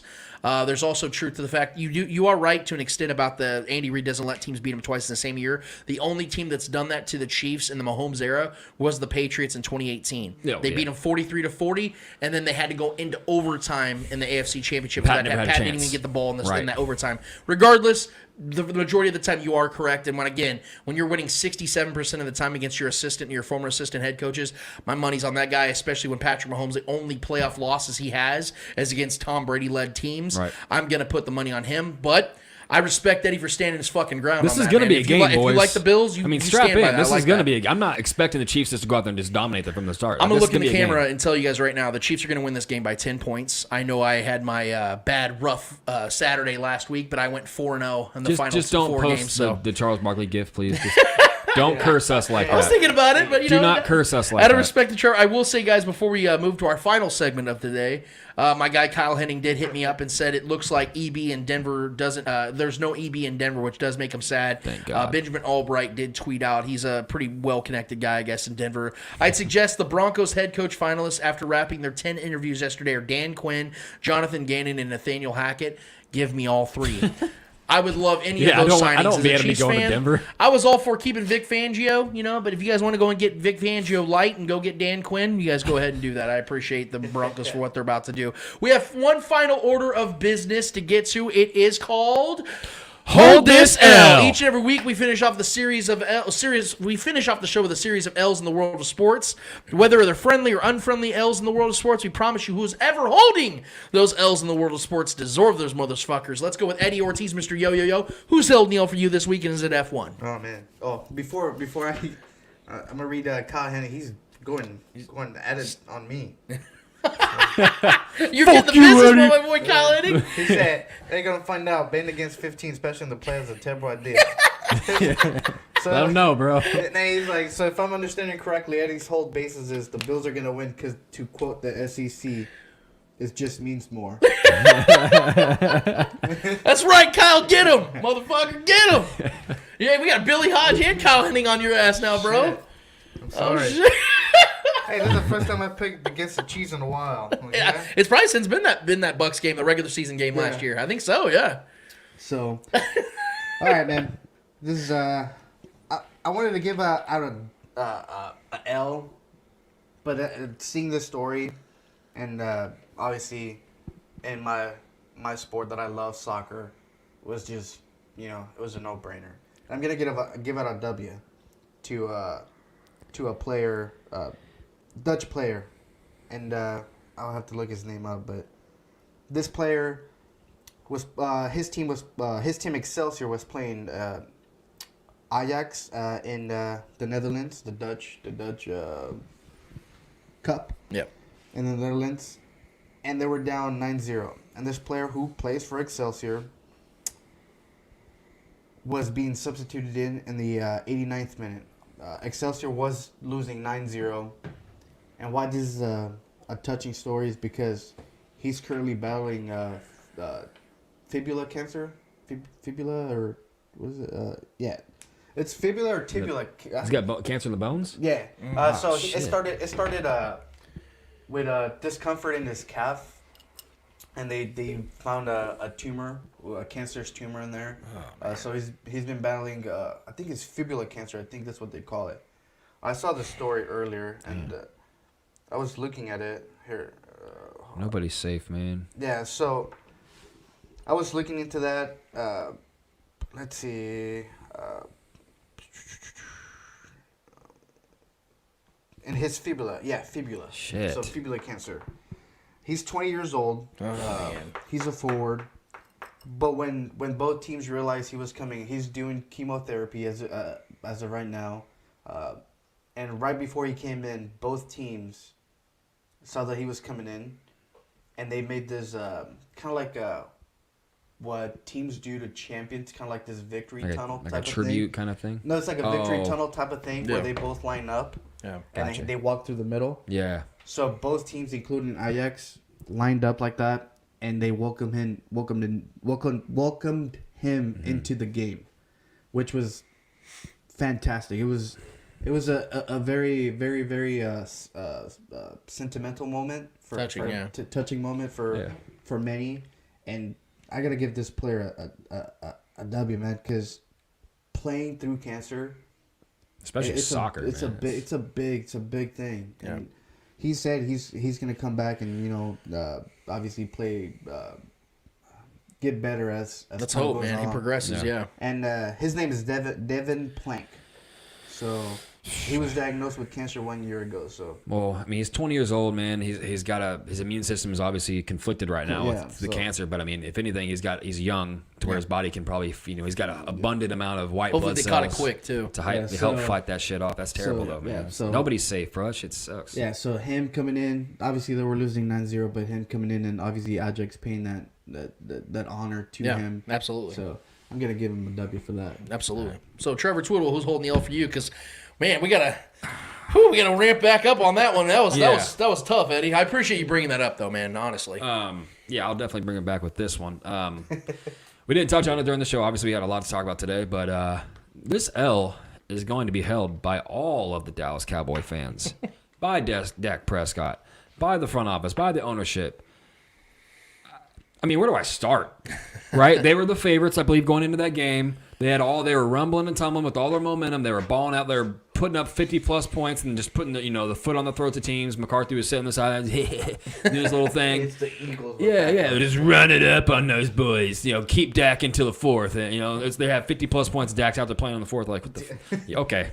I knew what was coming. We all liked the Niners in that game. Stack Paddock, baby. Yeah, so exactly. Look, I like Dak Prescott as a player. I'm not really sure about his personality after what's come out those last couple of days, and I'm going to touch on it in just a second. But he crumbles in the playoffs, man. Like he's had one really good performance in the playoffs, where they got that W against who was that against when they won that game? His one and only playoff game. I can't remember who it was against. Man. Seattle. I don't remember. Either way, it doesn't matter. I can look that up. It doesn't really matter. Either way, he has that one win. Congratulations. But most of the time, when he's been counted on and dependent on, they need him to be what he was, what he is, what he's expected to be. What he They beat Seattle. Good call, Eddie. Yeah. Okay. Yeah. And that was a Seattle team that was struggling, especially defensively. Anyways, went out there and had an absolutely trash performance. He was the reason they blew it in the end. He did that scramble for the run and went down in the middle of the field, didn't run out of bounds, didn't angle his body to run out of bounds. He ran up the gut, and the clock ran out, and he didn't even give the ball to the official. Like, that was a absolute brain lapse, brain fart. That was his fault. Right? The game ended because of him on that play. He could have threw the ball away. He could have done something else. No, he ran up the middle, kept the ball in play, didn't give it to the official, handed the ball to his center like a jackass. You should know these things. This should be muscle memory. When the play's over, you give it to the official. Everyone does it. When the play's over, the receiver catches the ball, they flip it to the official. Running back goes down, they get up, they flip it to the official. Quarterback scrambles, you get up, you flip it to the official. Crazy thing is that OC called that play, and then McCarthy gave it a go. That's what I'm saying. This is why it's not just Dak. It's the entire entity of the fans. Because we'll get to the fans. The fans throwing beer cans, batteries, whatever they can grab. Their tears, throwing everything onto the field. They're throwing their own players. DeMarcus Lawrence had to block a fucking beer can from hitting him. But it's just, that's what I'm saying. Like I told you, when we saw that live, I was like, man, if he could have easily just let that beer can hit him, he could have charged somebody for assault. If he wanted to be petty as fuck, his own fan base is throwing shit at him. They're throwing things at the refs. The refs were the name of the game, or the talking point after the game, as if Dak didn't blow that game, as if that OC made that terrible call to absolutely blow the game. The refs were not that bad. No, the refs were fine. The Cowboys were just trash. The Cowboys were getting absolutely owned. They were the most penalized team the entire season. So them getting penalties, they were legitimate penalties. They got pantsed on national television, and they are salty as fuck, bro. That's what all this is. And then Dak Prescott wants to go out there and say, "Oh, credit to them," when asked about the fans throwing shit at the refs. Yeah, not even knowing that they were throwing shit at their own players. As buttoned up as a guy Dak is, that was pretty. Yeah, that was bad. Cowboy fans, listen to me. You are not America's team anymore. Fucking give it up. You guys. It's been a decade since you've been America's team. More than that. Been since You're not America's team anymore. And I know, and I have some good friends that are Cowboys fans, and they're good people, and they're well-spoken fans. They acknowledge the discrepancies in their fan base and the performances from the team. I mean, it is what it is, man. Like, you got to be able to take your L. Dak, supporting the fans for doing the shit they did is a terrible look. He got fined $25,000 for it. He's come out and rescinded his comments. Good for him to do that. That's as he should. But you shouldn't have to get fined $25,000 in order to come out and make that statement. It was embarrassing, man. As an NFL fan, it was embarrassing to not only see the fans doing that shit. I hate that shit. I hate that toxic shit with fans like that. It's so stupid. You got to be. I know people are drunk, whatever. There's a lot of expectations for this Cowboys team. There were a lot of Super Bowl chatter behind this Cowboys team from a lot of people for whatever reason. I never believed in them. But for Dak as a man to come out and support those kind of actions, that just shows you the pure salt that he was carrying after that game. Go ahead. The crazy thing is that he has the same. Dak Prescott has the same record in the playoffs as in his first six seasons as Tony Romo. Yeah. In the first 6 seasons. Tony Romo's a better quarterback in my mind. Either way. I mean, I think Dak's probably going to pass him in a lot of stats. Don't get me wrong, but I think Tony. Either way, that's not even. Who cares? It's the Cowboys, not America's team. So, fans, try not to be trash, please. Dak Prescott, please. I mean, the comments are just unacceptable, man. You can't support that kind of shit. I understand you're salty and you lost. You blew it, though. You did that. You blew the game. Take responsibility as the leader of that team. And if that's the kind of guy he is, I don't expect this team to ever do anything, ever go far. If that's the kind of leadership he's gonna portray. So, coaching, fans, Dak Prescott, anybody who's affiliated with the Cowboys at this moment, do me a solid favor and hold this L. Good one. I might follow up with that on something else. So I actually want to give a W out as well. You guys know how much I have been an adamant defender and fan of Matt Stafford. Because I think that he is one of the most overlooked and, quite frankly, one of the most disrespected players we've seen in NFL history. This guy's got almost 60,000 career passing yards. He's got over 250 touchdowns. And yet this guy gets talked about like it's laughable that he could ever be considered to be a Hall of Famer. And the biggest reason why is because of the same thing we talk about all the time for any quarterback that has any level of great success in this league. It's not about when you go in the draft. It's about where you go. Patrick Mahomes, as great as he is, was absolutely 100% without question fortunate to be traded up and get drafted by the Chiefs to come here with Andy Reid and everything like that. Imagine if he had to go to the Lions themselves. Texans. Imagine him going to a horrible ran franchise. Yeah. He might still put up numbers, but he wouldn't have the success, even though he is truly a great quarterback. That's what I feel happened to Matt Stafford early in his career. For instance, can't cover your ears. He took, Ken Swanson, if you're watching, keep watching. And Matt Stafford in his career took the Lions to 3 different playoff appearances. That's as many playoff appearances they had from 1995 to 2010. That's a horrible franchise. And Matt Stafford lifted them as far as he could. And now he finally, at age 33, gets a chance to play for a franchise that's worth a damn, with a coach that's worth a damn, talent that's worth a damn across the board. And what do you know? They get themselves a playoff win. And now they look like a team that could get to the Super Bowl. Maybe even win it. And it had everything to do with Matt Stafford. The changing of the guard from Jared Goff to Matt Stafford, this team looks completely better. And it's credit to him. And because of that, he deserves credit to get his first playoff win. I think he's going to get his second playoff win. You both agree he's going to get his second playoff win.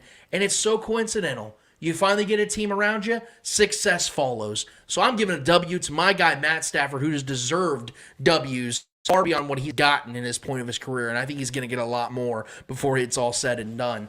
Now, my L is going to kind of piggyback off what Trevor said. And it's going to go to one particular person who's been retired for a long time, and he's a well-beloved Cowboy, and his name's Troy Aikman. Troy Aikman's had himself a rough week. First of all, last week in the wild card round, him and Joe Buck did not get the Cowboys 49ers game. They didn't get that one. They got the Buccaneers Eagles, and that was a horrible game. And Troy Aikman was bitching on the broadcast about, there's probably a lot of people that probably wanted me to call that Cowboys game. No, Troy. I wish you did so you could see it. Nobody wanted you to call the most important game of the week, and a lot of people, the game of the week, because you're not very good at your job.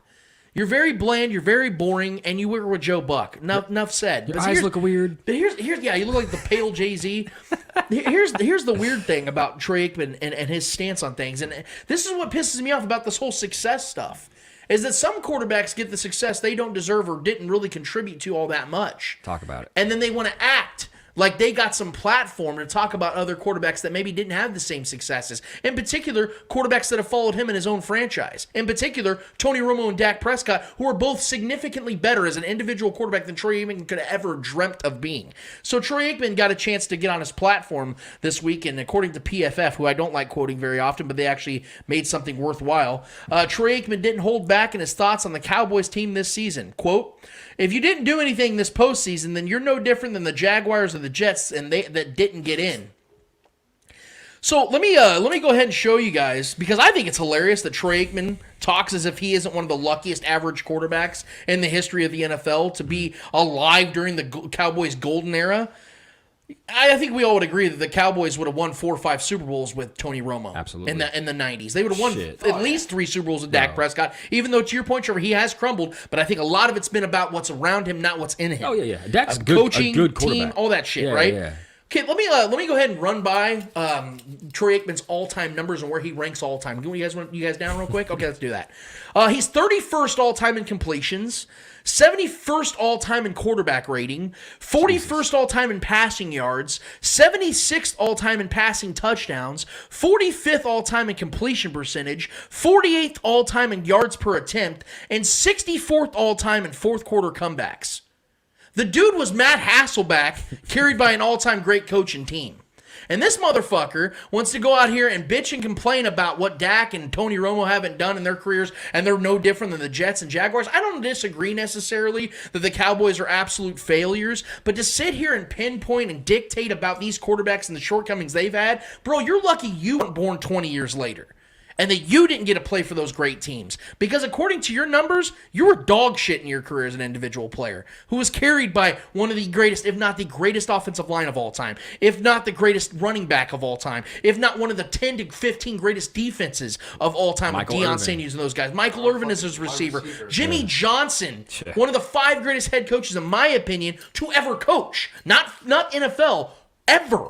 College and NFL, because that motherfucker, unlike almost any other coach out there outside of maybe Pete Carroll, had success at the highest level in both college and in the pros. And this was at the peak of college football. Back when Jimmy was there with the Miami Hurricanes, that was peak college football. Absolutely. With Nebraska and all these other USC and all these other teams, he was dominating. And then went to the Cowboys, the joke of the NFL at that time. He traded Herschel Walker in an unforeseen, unprecedented way, got 10 players back, 10 picks back, and built a Super Bowl team 2 years later.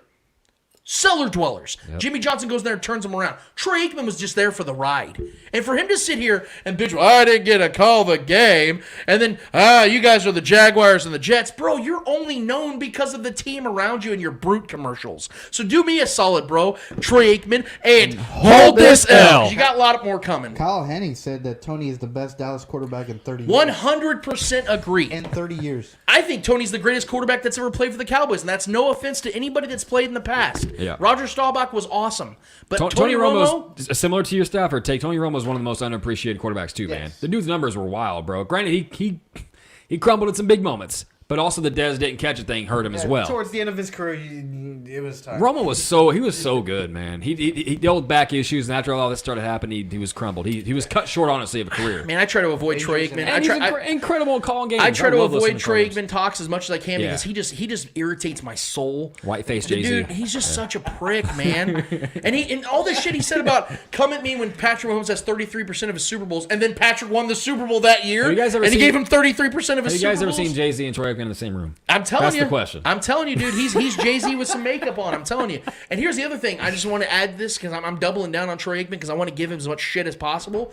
In the same week of all that stuff I broke down, he also got passed by Patrick Mahomes for total touchdowns in playoff history. Yeah. So he's taking all kinds of L's from all kinds of places, including this fucking show right here. Man, this was a fun show. I hope you guys enjoyed it. I cannot wait to see how perfect my picks were this week. Trevor, Eddie, and I only agreed on one.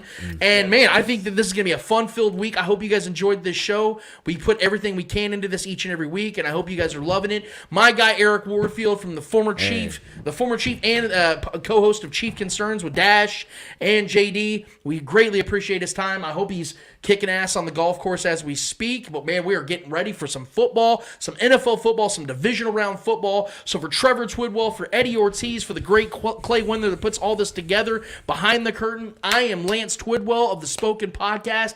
Episode 151 is done, finished, and finito. And until we're sitting here talking about an AFC championship that is hosted at Arrowhead Stadium, let's hope so, but I'm very confident it's going to happen. And we're talking about that in 152. We out of this bitch. See ya.